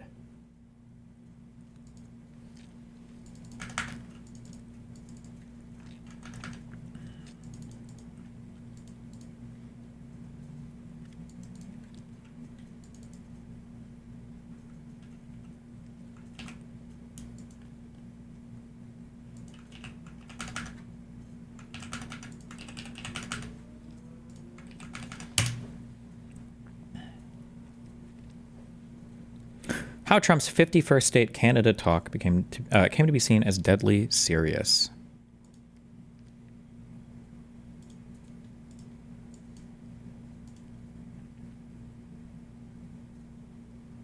Jesus. All right.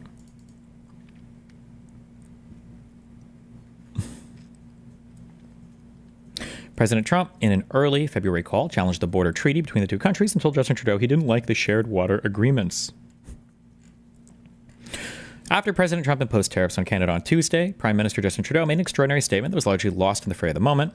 The excuse that he's giving for these tariffs today of fentanyl is completely bogus, completely unjustified, completely false, Mr. Trudeau told the news media in Ottawa. What he wants is to see a total collapse of the Canadian economy, because that'll make it easier to annex us, he added. This is the story of how Mr. Trudeau went from thinking of Trump was joking when he referred to him as governor and Canada as the 51st state in early December to publicly stating that Canada's closest ally and neighbor was implementing a strategy of crushing the country in order to take it over. The February calls. Trump and Trudeau spoke twice on February 3rd, once in the morning and again in the afternoon, as part of discussions to stave off tariffs on Canadian exports. But those early February calls were not just about tariffs. The details of the conversations between the two leaders and subsequent discussions among top U.S. and Canadian officials have not been previously fully reported and were shared with the New York Times on condition of anonymity by 4 people with firsthand knowledge of their content. They did not want to be publicly identified discussing a sensitive topic. People are pointing out whether or not Epstein had ties to the Mossad or whatever. That really doesn't matter. Even if he was literally a Mossad person, period. The implication that Israel is somehow controlling the United States government when it comes to releasing Epstein files, that's an extraordinary claim with absolutely zero evidence presented whatsoever. And it's almost a one-to-one overlap with the anti-Semitic trope of Jews hiding sex criminals using Israel to do it. It's an outlandish claim to make with no evidence behind it whatsoever.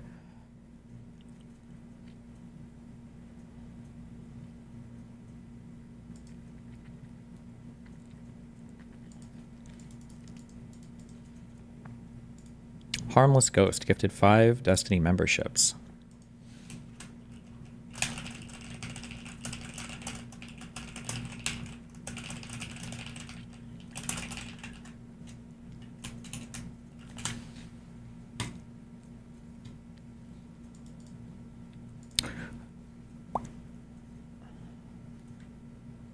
Wait, okay.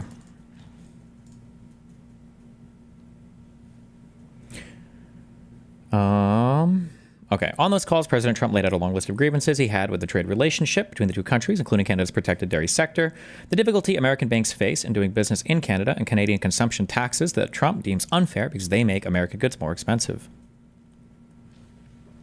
Wait.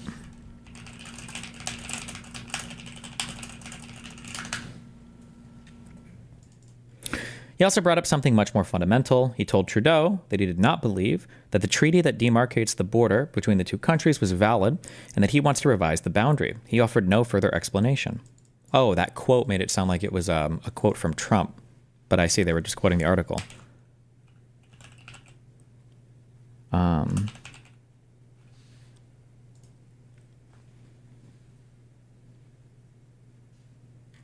This quote, the way that this is written, this account is a decent account. I think it normally reports news, but this is written very, very, very poorly. The quote here makes it sound like that quote is being directly attributed to Trump, but it was being quoted from the New York Times article. But I guess maybe because the quote includes the word he here, maybe it didn't, but I feel like I could have had that spelled out a little bit more, but whatever. The border treaty Trump referred to was established in 1908 and finalized the international boundary between Canada, then a British Dominion, and the United States. Trump also mentioned revisiting the sharing of lakes and rivers between the two nations, which is regulated by a number of treaties, a topic he's expressed interest about in the past. Canadian officials took Trump's comments seriously, not least because he had already publicly said he wanted to bring Canada to its knees. In a news conference on January 7th, before being inaugurated, Trump, responding to a question by a New York Times reporter about whether he was planning to use military force to annex Canada, said he planned to use economic force. These might be casus belli. Like, this might be like literally causes for war here.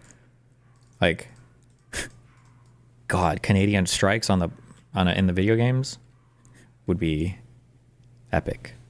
The White House did not respond to a request for comment. During the second February 3rd call, Trudeau secured a 1-month postponement of those tariffs. This week, the U.S. tariffs came into effect without a fresh reprieve on Tuesday. Canada, in return, imposed its own tariffs on U.S. exports, plunging the two nations into a trade war. On Thursday, Trump granted Canada a month-long suspension on most of the tariffs.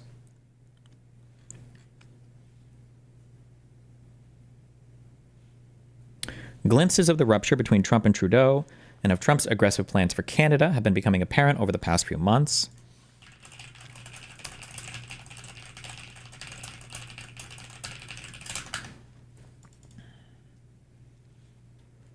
The Toronto Star, a Canadian newspaper, has reported that Trump mentioned the 1908 border treaty in the early February call and other details from the conversation.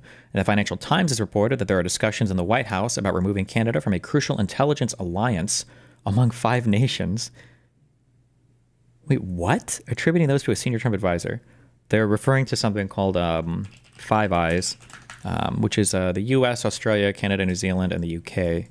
And we all do a bunch of intelligence sharing with each other so that we can have a bigger brain together. That would be wild.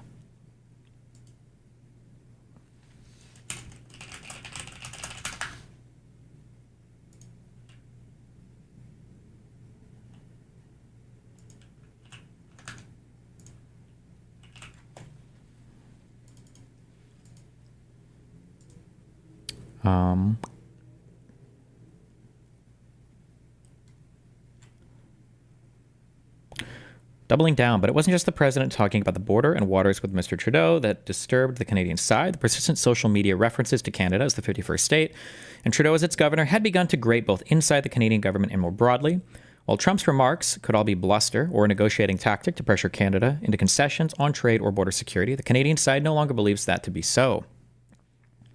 And the realization that the Trump admin was taking a closer and more aggressive look at the relationship, one that tracked with those threats of annexation, sank in during subsequent calls between top Trump officials and Canadian counterparts. One such call was between Secretary of Commerce Howard Lutnick, who at the time had not yet been confirmed by the Senate, and Canada's Finance Minister Dominic LeBlanc. The two men had been communicating regularly since they had met at Mar-a-Lago, Mr. Trump's home and club in Florida, during Trudeau's visit there in early December. Lutnick called LeBlanc after the leaders had spoken on February 3rd and issued a devastating message, according to several people familiar with the call. Trump, he said, had come to realize that the relationship between the U.S. and Canada was governed by a slew of agreements and treaties that were easy to abandon. Trump was interested in doing just that, Mr. Lutnick said. He wanted to eject Canada out of an intelligence sharing group known as the Five Eyes that also includes Britain, Australia, and New Zealand. He wanted to tear up the Great Lakes agreements and conventions between the two nations that lay out how they share and manage Lakes Superior, Huron, Erie, and Ontario. And he's also reviewing military cooperation between the two countries, particularly the North American Aerospace Defense Command. A spokesperson for Mr. Lutnick did not respond to a request for comment. A spokesperson for Mr. LeBlanc declined to comment. In subsequent communications between senior Canadian officials and Trump advisors, this list of topics has come up again and again, making it hard for the Canadian government to dismiss them.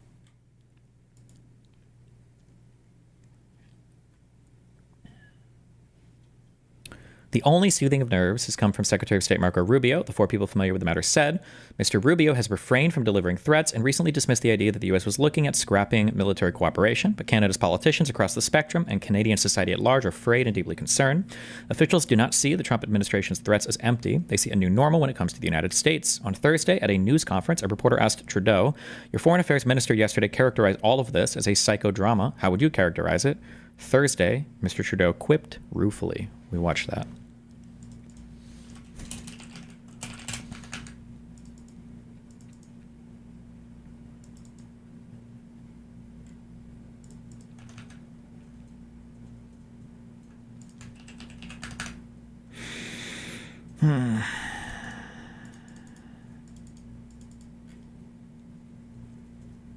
I understand now why we want that Iron Dome.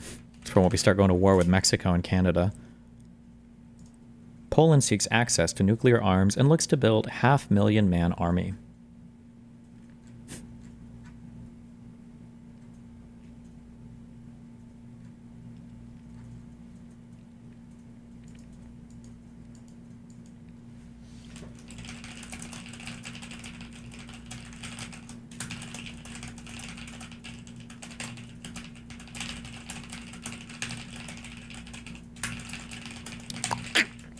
Hold on.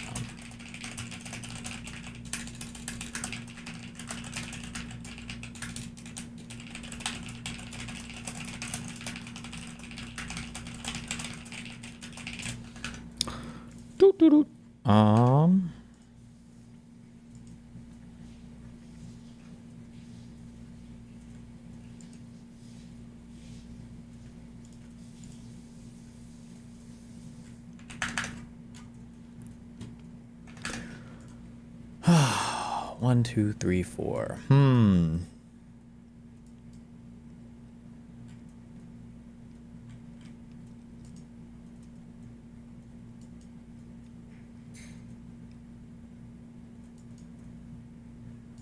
We'll do this one, I guess. Fuck it.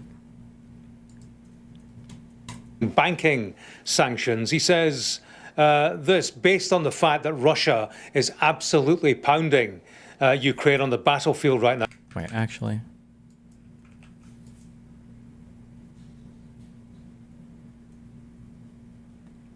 Do we need this? The bulwarks thing for Trump's embarrassment? We don't need this one at all, actually. We've got these 3. Okay. I'll be right back in a second.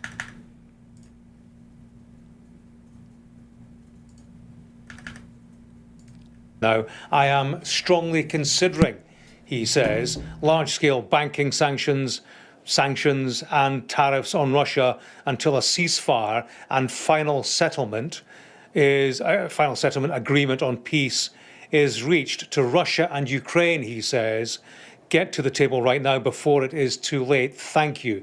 That from Donald Trump, hinting to Russia that sanctions could be on their way.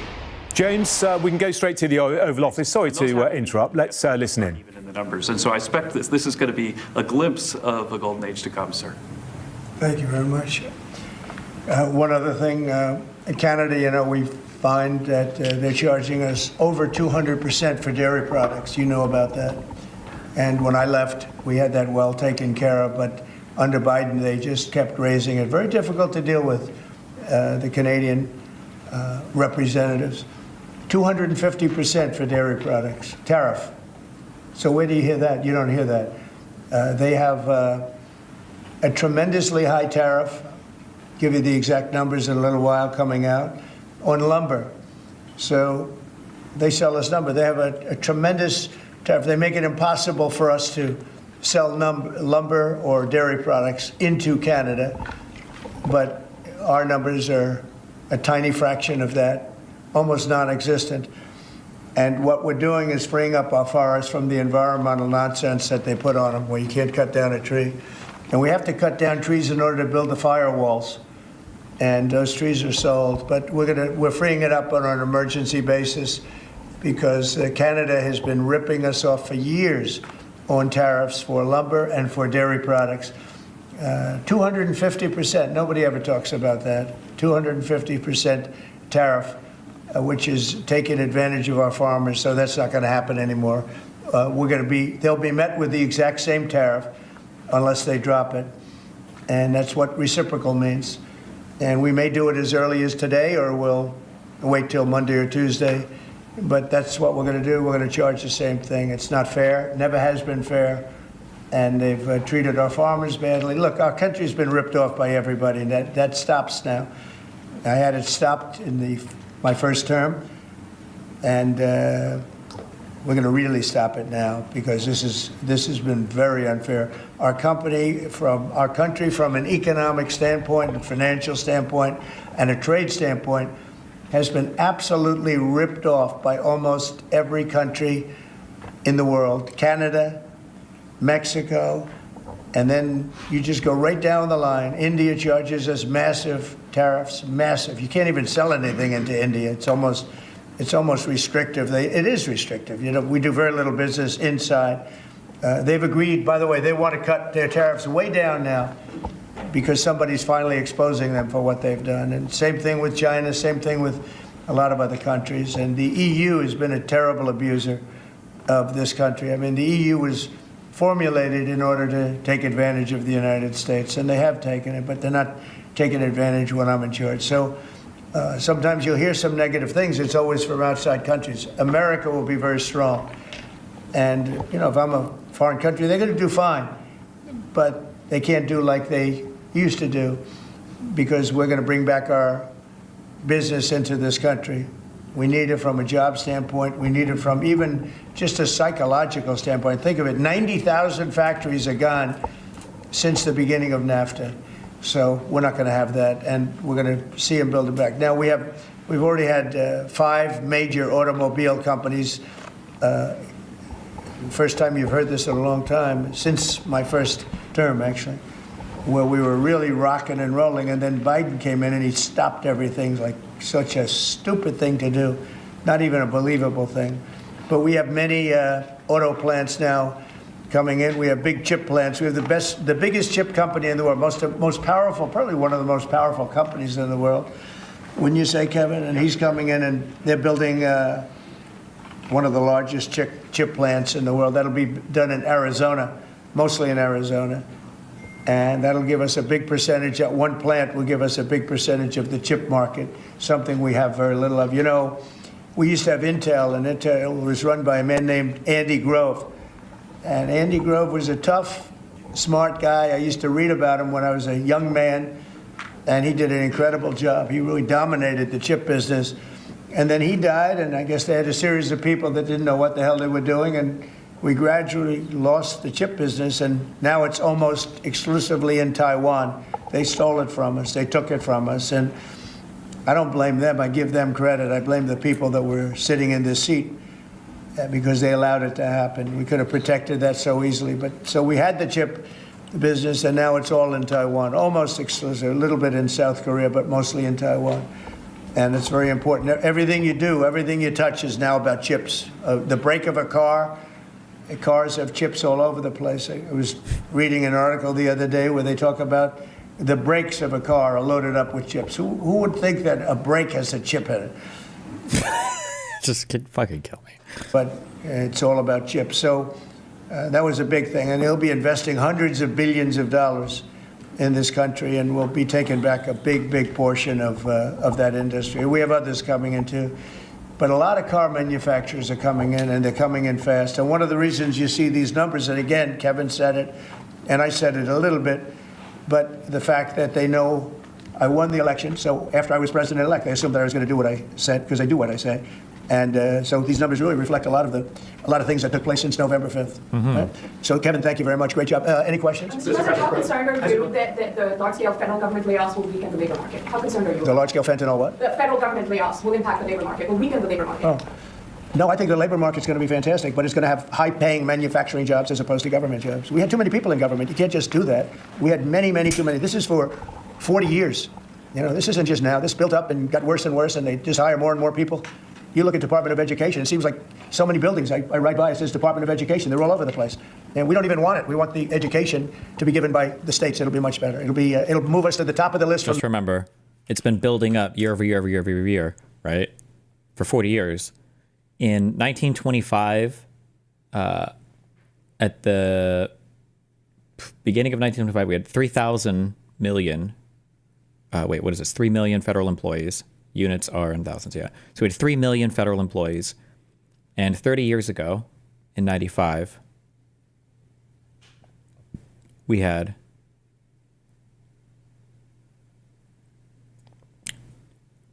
2,959,000 federal employees. Like, it hasn't been building up over, like, that's just not true. We've had about the same amount for a long time. Since like the late 60s, early 70s. What is the seasonal increase in federal employees? Or what? It's not even seasonal. What's up with like the random like 200,000, 300,000 spike of federal employees every now and then? It seems like it's around recession times, but not necessarily, I guess. There weren't any.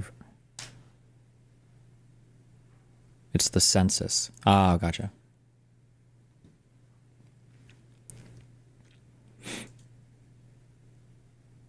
On the bottom of the list, and actually save us money. But not, it's too important to even talk about them. It'll save us a lot of money, but we don't want that. We want education to be given. So you go to Iowa and Indiana and Idaho and all these places that are so well run.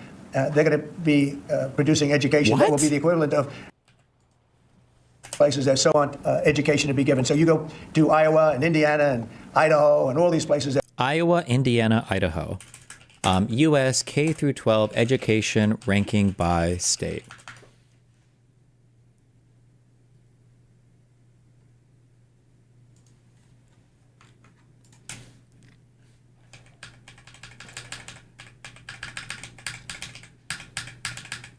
Do they have? He said Iowa, Indiana, and Idaho. Idaho is ranked 28. Indiana is ranked 14. That's higher. And Iowa is ranked 17. Well, at least Indiana and Iowa are in the top 50. Or I'm sorry, top 50. The top 25, the top half. None of these are top 10 though, but I'm trying to think if we have any red states in the top 10 that we could point to. Arizona is like, that's considered purpley, right? California is 2. Oh, I should be looking at 22, 23, huh? Okay, Arizona is 9. California is 2. Illinois is 4. Michigan 5. I mean, these are purpley states, right? Because they went for Trump, swing states. New Jersey is 8. New York is 7. Ohio is 3. Texas, there we go. Texas is number 1, baby. Wait, what is this measuring? Rank. This is like quality of education, I would imagine, right? It's like measuring outcomes and shit. Or is this just measuring expenditures? Wait. Fuck, I don't actually know. Now, hold on.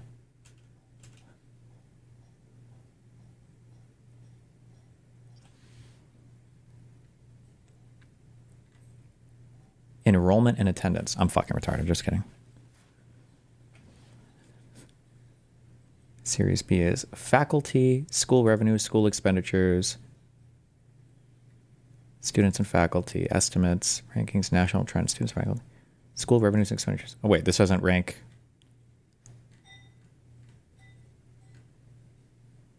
By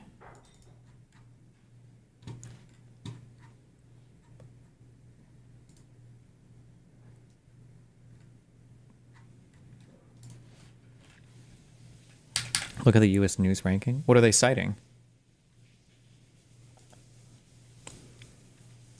Best states for public education 2025.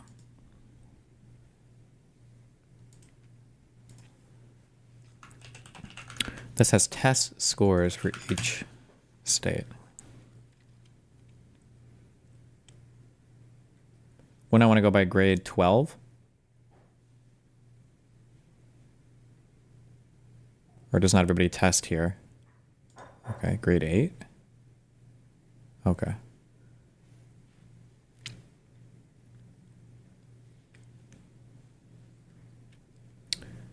The Iowa 2013 average, this is 2013. Can we do 2024?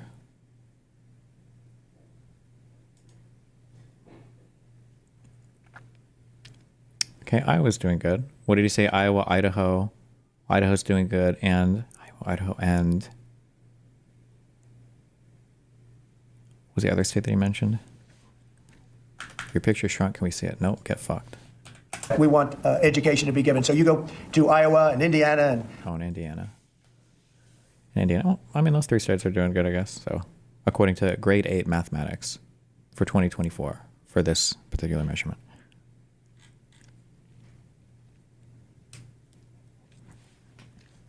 Would you ever go to a Turning Point event and debate Charlie Kirk? I would, but he would never agree to that.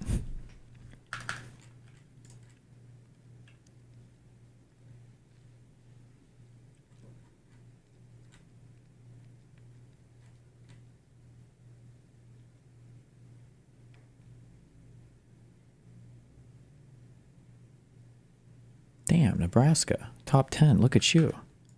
My God.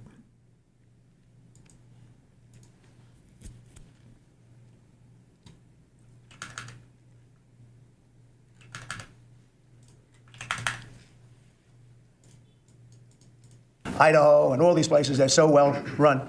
They're going to be producing education that will be the equivalent of, like Denmark is one, Norway, Sweden.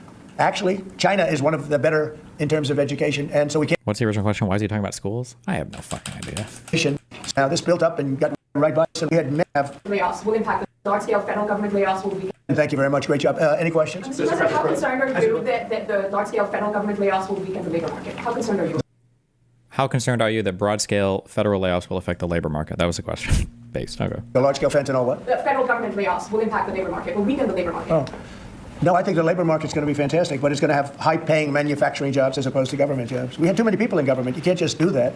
We had many, too many. This is for 40 years. Oh, all those federal workers are going to become coal miners. I gotcha. Okay. Hello, based. You know, this isn't just now. This built up and got worse and worse, and they just hire more and more people. You look at Department of Education, it seems like so many buildings I ride by, it says Department of Education. They're all over the place. And we don't even want it. We want the education to be given by the states. It'll be much better. It'll move us to the top of the list from the bottom of the list and actually save us money. But it's too important to even talk about them. It'll save us a lot of money, but we don't want that. We want education to be given. So you go to Iowa and Indiana and Idaho and all these places, they're so well run. They're going to be producing education that will be the equivalent of, like Denmark is one, Norway, Sweden. Actually, China is one of the better in terms of education, and so we can't blame size anymore. You know, China has 1.4 billion people, but they're very high on the list. The one thing we're doing well on, we're number one on the list, is cost per pupil. We spend more money than any other country in the world by far. So I jokingly say the one thing we do well on is the cost. We spend more money, and yet we're toward the bottom of the list. Yeah. Mr. President, I want to ask you, the joint address, millions of Americans watched your joint address earlier this week, where you warned that there could be a little disturbance that Americans could feel as a function of these taxes, these tariffs. How much disturbance are you willing to accept in the near term as a function of that? And to set expectations, how long should Americans expect things to cost a bit more? Well, so far, Peter, there hasn't been very much because these numbers are coming out. We're here for just a little over 4 weeks. And these are fantastic numbers. I was watching some of the reports this morning. They were surprised. There could be some disturbance, a little bit of disturbance. I was watching some of the reports this morning, meaning he was watching the news stations. Why not, like, ask your actual departments to give you reports on this? You know that a lot of the data that they report on is literally collected by the federal government. Why do you... It's just so crazy to me that this guy is like, fuck, I need to figure out the top secret shit going on. And it's like, all right, who do you want me to ring up? Here's Tulsi Gabbard. She's ready to connect you to the CIA, the FBI. He's like, no, hold on. Fox and Friends is on. I'm going to figure out what's really going on overseas. Okay. Well, let me know if you need anything, Mr. President.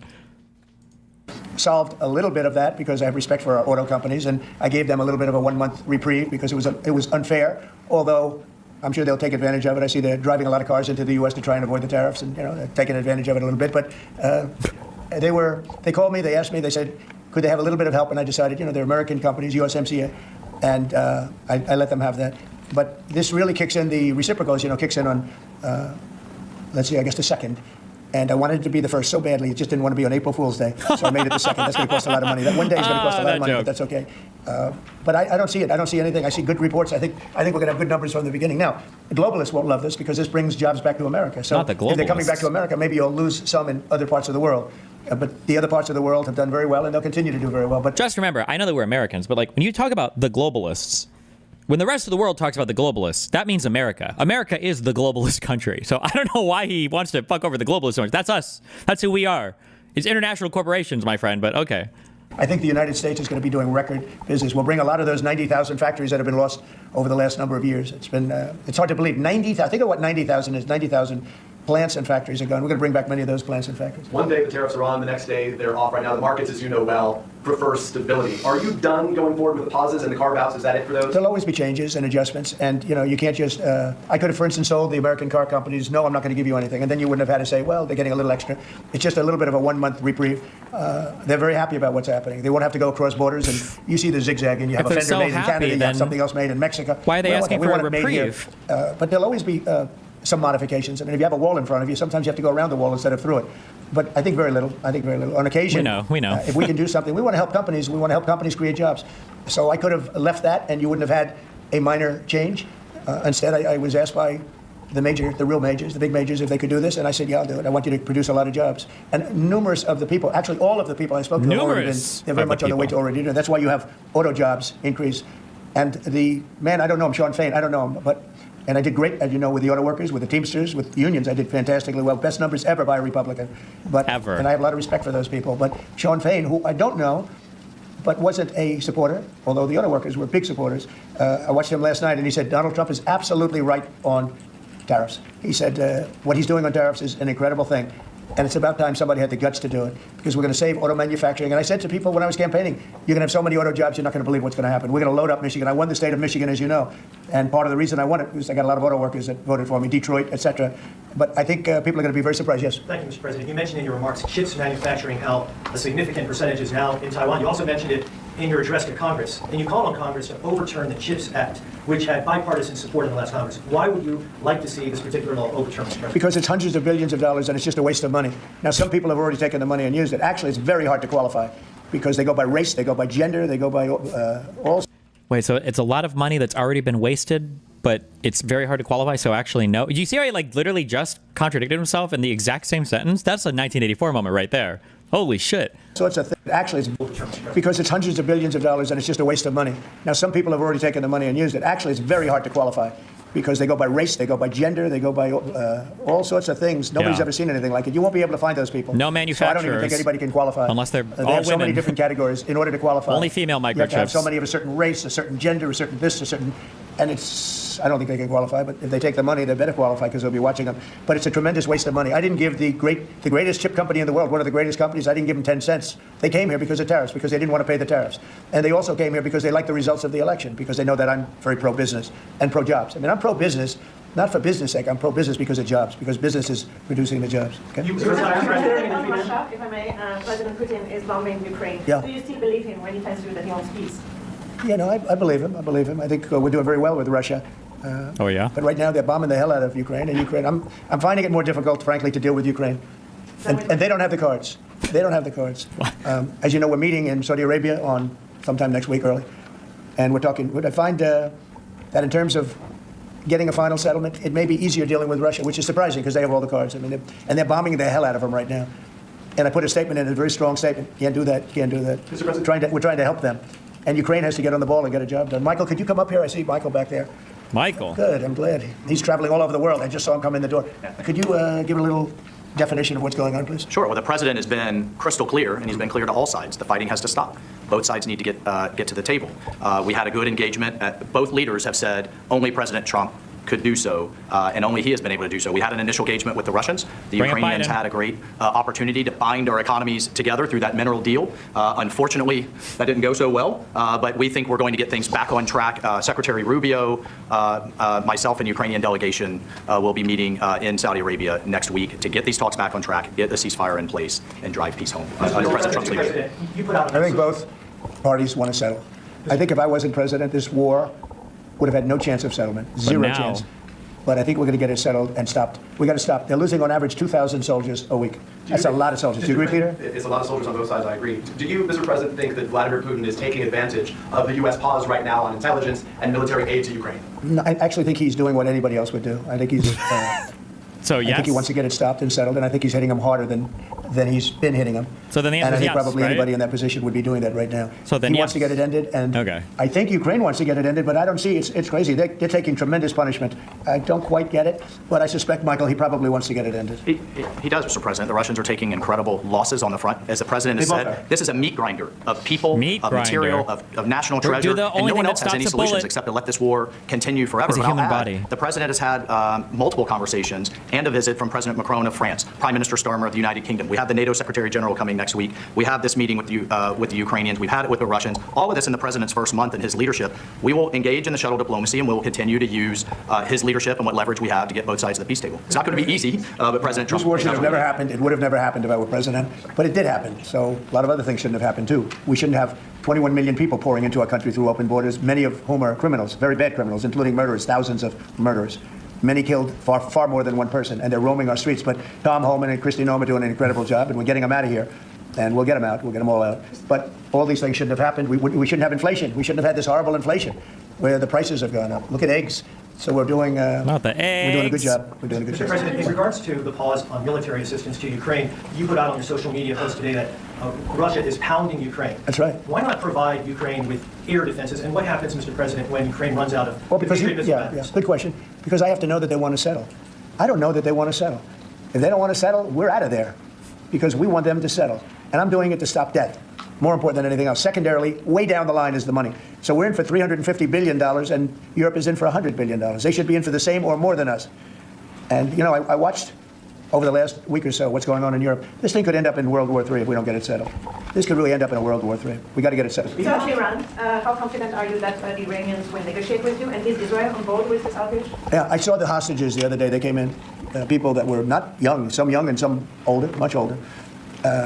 And they gave, it was hard for them to do it, actually. They gave statements as to what happened. I was asking, what happened? How was it?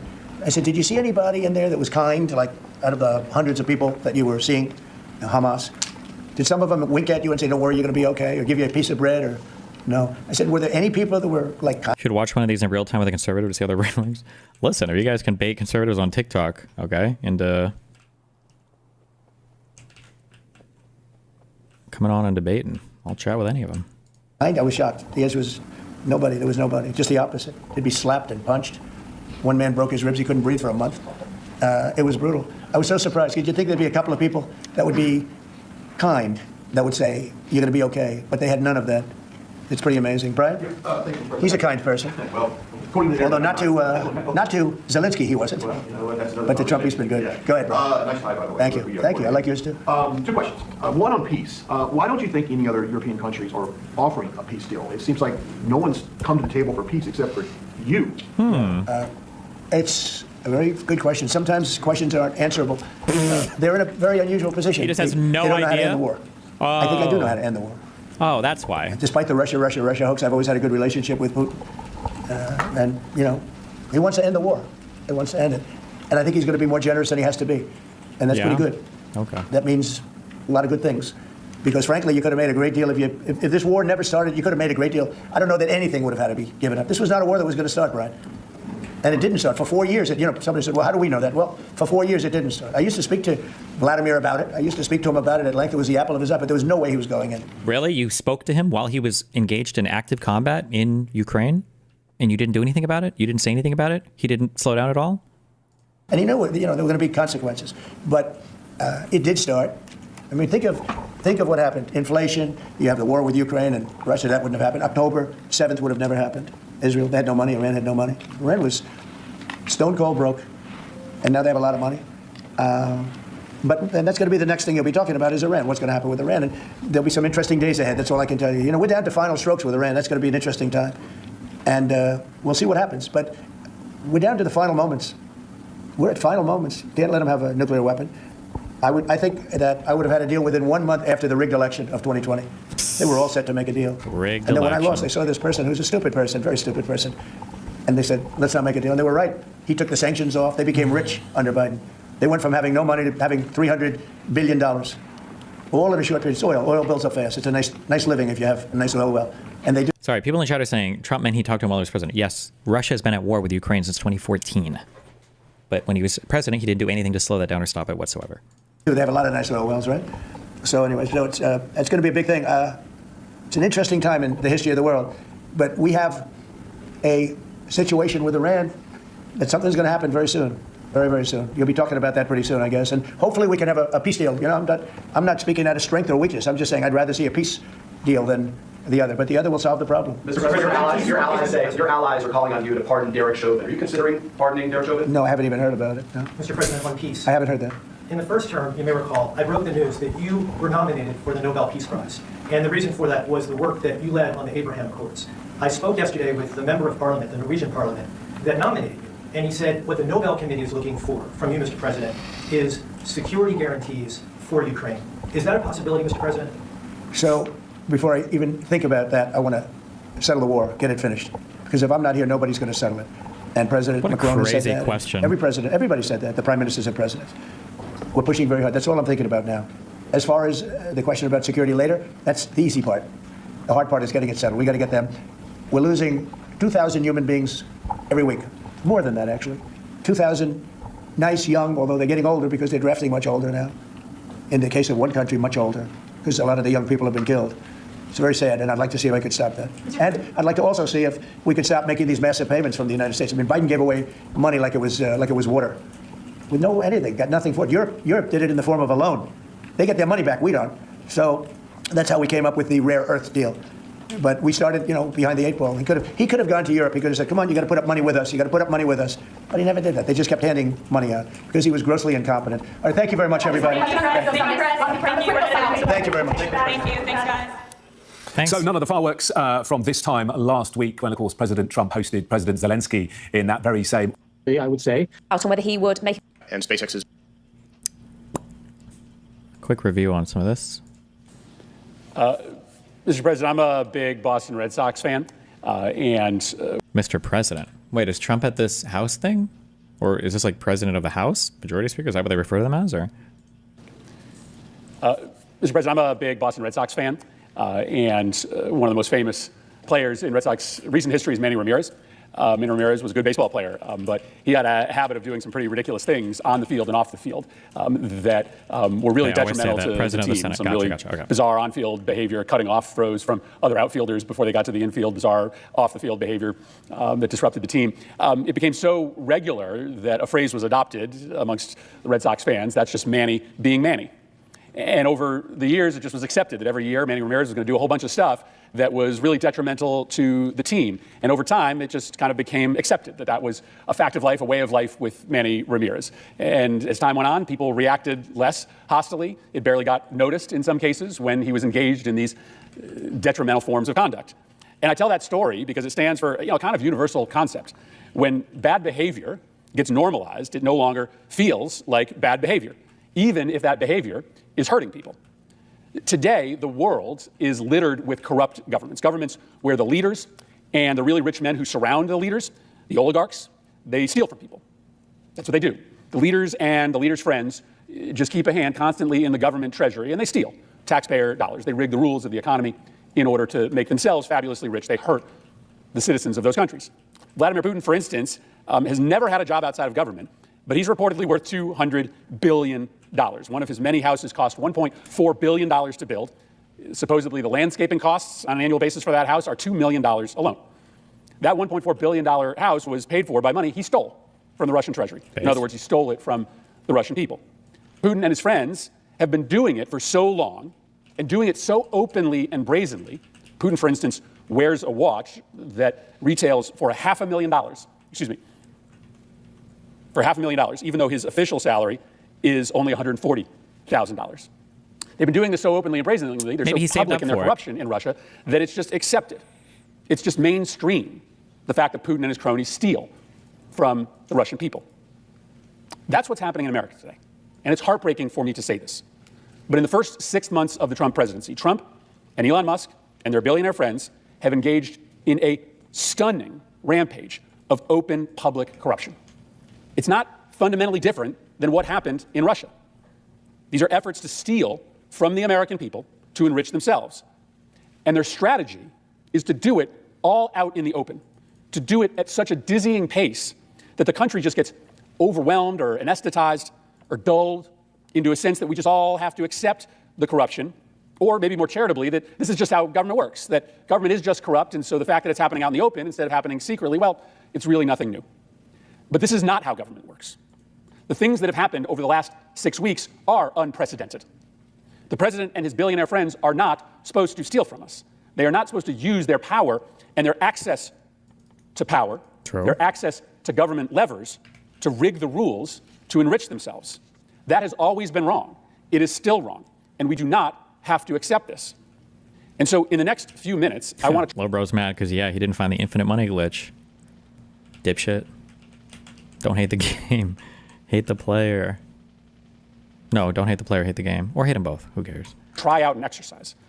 I want to try to lay out for you as quickly as I can just some of the most significant instances of blatantly corrupt activity that's happened in just the first 6 weeks of Trump's presidency. When you see it all together, there is no way to avoid a simple conclusion.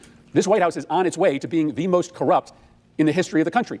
And just because they are doing it out in the open for everybody to see doesn't mean that it's not corrupt. And my hope is that if you see it all in one place, the gravity of this moment may hit you.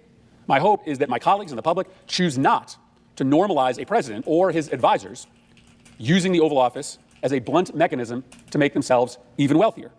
It is our decision to have zero tolerance for corruption. It's also our decision to just decide to become a place like Russia, where our leaders are allowed to routinely steal from us. So this is a heartbreakingly long list. This is just 20 or so examples of corrupt behavior in the first 6 weeks of the Trump presidency. So here it goes.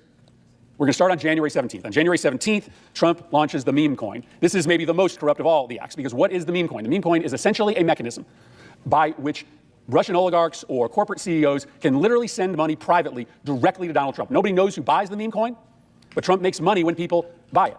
And so it is just an open sewer valve that allows for anybody who is trying to influence the Trump administration to be able to secretly funnel money to Donald Trump. He reserves 80% of the coin. He waits to release that coin until the price jumps back up again, which essentially means he's waiting for people who want favors from him to buy a bunch of the coin to inflate the value so that he releases more and makes more money. It's a disgusting kind of corruption, because this is essentially Trump just posting his Venmo for anybody secretly to wire him as much money as they want. We've never seen something like this before, where anybody who has anything to gain from the Trump administration.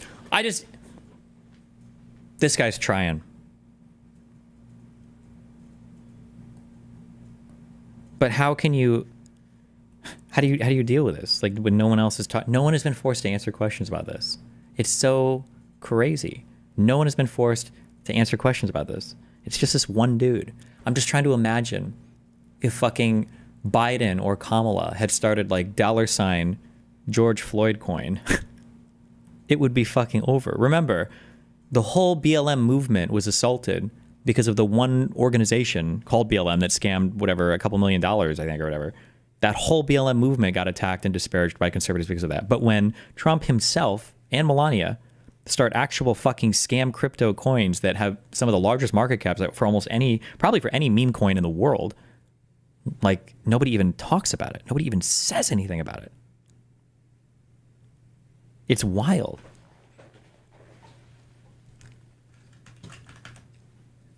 Through a manipulation of the value of Trump's meme coin, can funnel money directly to the president. Whisper in his ear, that was me that purchased all that coin, that jumped up the value, that allowed you to release new coin.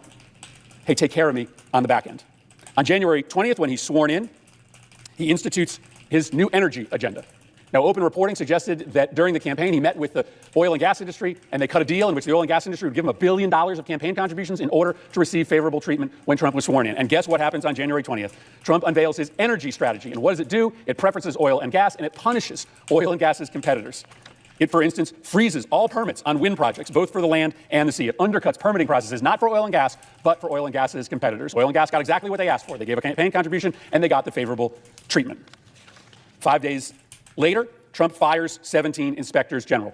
What do inspectors general do? They look for corruption inside of these agencies. What do you do? If you are trying to engage in corruption, if you are trying to steal from the American people, you fire the inspectors general. 2 days later, on January 27th, Trump fires Gwen Wilcox from the NLRB. This is the National Labor Relations Board. When she's fired, the National Labor Relations Board cannot function any longer. Why does this I think that got flipped. You might bring it up, though. I think that got flipped. It was just totally illegal. matter? Because the person that has been put in charge of reviewing the hirings and firings of these agencies is Elon Musk, who, by the way, has lots of cases before the NLRB. So do the people that are standing behind Trump during the inauguration. Almost all of them have active cases before the NLRB. The billionaires supporting Donald Trump now don't have to worry about the NLRB because on January 27th, the NLRB is rendered powerlessness. 3 days later, on January 30th, Trump awards more than $800,000 worth of stock to several of the board members of the Trump Media and Technology Group. This is the publicly traded company behind his social media platform. So now including his Kash cabinet Patel, members, I think. people like Kash Yeah. Patel and Linda McMahon, are owning equity in Trump's media platform, equity that can be cashed out, sold to people who want to buy them out of their interest at any time.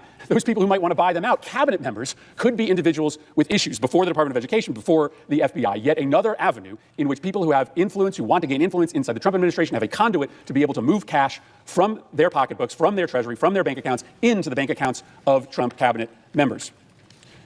Shortly thereafter, we start to see the weaponization of the DOJ. On February 23rd, a civil complaint from DOJ that had been pending against SpaceX, Elon Musk's signature company, is dropped. 8 days later, the DOJ drops a case against a Republican congressman. On February 19th, 2 or 3 weeks later, the DOJ opens up something called Operation Whirlwind, which seeks to target anyone who dares try to obstruct or criticize the work of Elon Musk and Doge.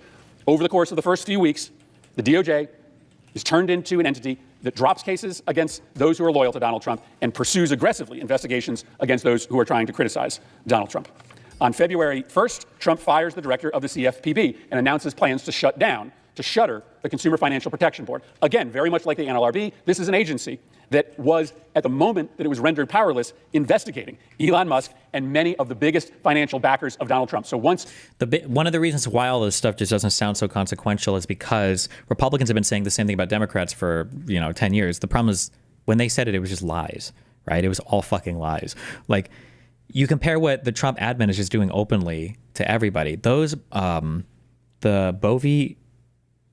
the Bovee letters that were made public or that were published or whatever publicly about how we're firing everyone in the Southern District of New York who won't cooperate with us, dropping the charges against Eric Adams, and we're going to fire every single person until they dismiss these charges for purely political reasons, which they said, we felt like the prosecution was political, so we're going to dismiss them because of political reasons, right? Not because the investigation was bad or any of the evidence was bad, right? That's just blatantly in the open.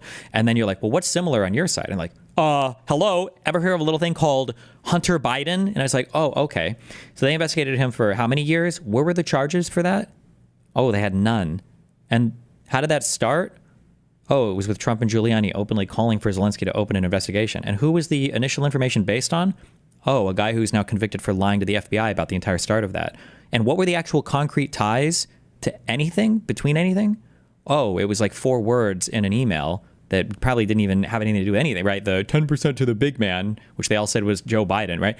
You have nothing. It's like the things that they point to as being the equivalent on their side. None of these things came out in any. And also, when Biden was president, he even kept the special investigator up. Oh, fuck, I forget his name. He even kept the special investigator going that was doing the investigating into Hunter Biden and the Biden crime family. They found nothing. You have nothing. And all this stuff is just, this isn't even debated. It's just out in the open for everybody to see. Like, it's powerless investigating Elon Musk and many of the biggest financial backers of Donald Trump. So once again, those that have access to Donald Trump, the billionaires that are close to him, now don't have to worry about labor violations being investigated by the NLRB. Now they don't have to worry about consumer protection actions being taken against them by the CFPB. On February 4th, there is the first of 2 extraordinary meetings in the White House in which Donald Trump convenes his business partners, the Saudi Golf League and the PGA, to try to negotiate a solution to the dispute between those two golf leagues. Why? Because Trump has a business interest in that dispute being resolved. The Saudi Golf League plays tournaments at Trump's courses in the United States. And so if the White House, using its official power, can try to negotiate a settlement between those two groups, Trump stands to make money. On February 6th, something absolutely stunning happens. Pam Bondi, the AG, issues a memorandum in which she proposes to dull the criminal enforcement of the Foreign Agents Registration Act. If you are representing a foreign government before the United States, you have to register so that we know if you are acting on behalf of American interests or... Oh, I didn't even cover this. They said they were going to stop investigating stuff like this, which I think would have meant they would have never caught Tenet. You are acting on behalf of foreign interests. In the prior Trump administration, Trump officials got in big trouble for secretly working for and getting paid by foreign governments without registering. Well, what does Trump announce? That they are going to limit the applicability of the enforcement of that statute, making it much easier for Trump's friends, for his MAGA crowd, for the people who show up to Mar-a-Lago, to get paid quietly by foreign governments in order to influence Donald Trump. On February 10th, maybe aside from the meme coin, the most stunning act of corruption, the Eric Adams quid pro quo, in which Eric Adams, indicted for corruption, is let off the hook. His charges are dismissed in exchange for the mayor's pledge of political loyalty to Donald Trump. They literally went on TV and announced the deal, that we're getting rid of the charges against Eric Adams as long as the mayor pledges political loyalty to the president. That was so corrupt that 6 or 7 DOJ officials resigned because they refused to withdraw those charges. But the deal went through because the 7th or the 8th or the 9th official finally filed the withdrawal. And now in America, it is 100% clear that if you want to get away with corruption, if you want to steal from your constituents and you're an elected official in this country, all you have to do is just sign up for political loyalty with Donald Trump, and he will instruct the Department of Justice to let you get away with it. On February 10th, Donald Trump directs the DOJ to pause enforcement of U.S. laws that prohibit companies from paying bribes overseas. Come on. Come on. He instructs the DOJ to pause enforcement of U.S. laws that prohibit companies to pay bribes overseas. Here's an example. Goldman Sachs was engaged in outright bribery. They were paying bribes to Malaysian officials so that they could get a contract to manage the resources of the Malaysian Sovereign Wealth Fund. American companies should not be overseas bribing foreign governments. That compromises America's reputation and America's national security. But now we are going to pause enforcement of the laws that stop American companies from bribing foreign governments because corruption is now being normalized. This is what you do if you want to normalize corruption, is that you make it legal for American companies to engage in corruption overseas. That makes it easier for Trump to get away with corruption here. 2 days later, on February 12th, the announcement comes out that the State Department is going to buy $400 million of armored Teslas. Okay, so now it's getting even more blatant. It's getting even more brazen. The State Department is just going to buy a whole bunch of product from Elon Musk, product that they were not previously scheduled to buy. It is true that the Biden administration had a blueprint that was going to buy some electric vehicles, but it was around $483,000 worth of not vehicles. 400 million. Trump revises that blueprint of spending so that now the federal government is going to spend $400 million on armored Teslas from Elon Musk. Let's see. That's February 12th. That same day, Elon Musk's people infiltrate the Department of Labor, and reporting suggests that during that infiltration, Elon Musk's personal representatives get access to enforcement information at OSHA, not only against Elon Musk's companies, and by the way, SpaceX has an employee injury rate that is 9 times higher than the industry average, but also workplace safety violations against Elon Musk's competitors. Here's the message. If you are close to Donald Trump personally, if you support him politically, you can get secret access to enforcement data against your country, against your companies, and your company's competitors. That's what happens on February 12th. 3 days later, there's some suspicious firings at the FDA, again related to Elon Musk's personal financial interests. Elon Musk owns a medical device company called Neuralink. It is currently being reviewed by the FDA, and guess what? On February 15th and 16th, all over a weekend, there are 20 people fired from the FDA's Office of Neurological and Physical Medicine Devices. Fired by Doge, run by Elon Musk.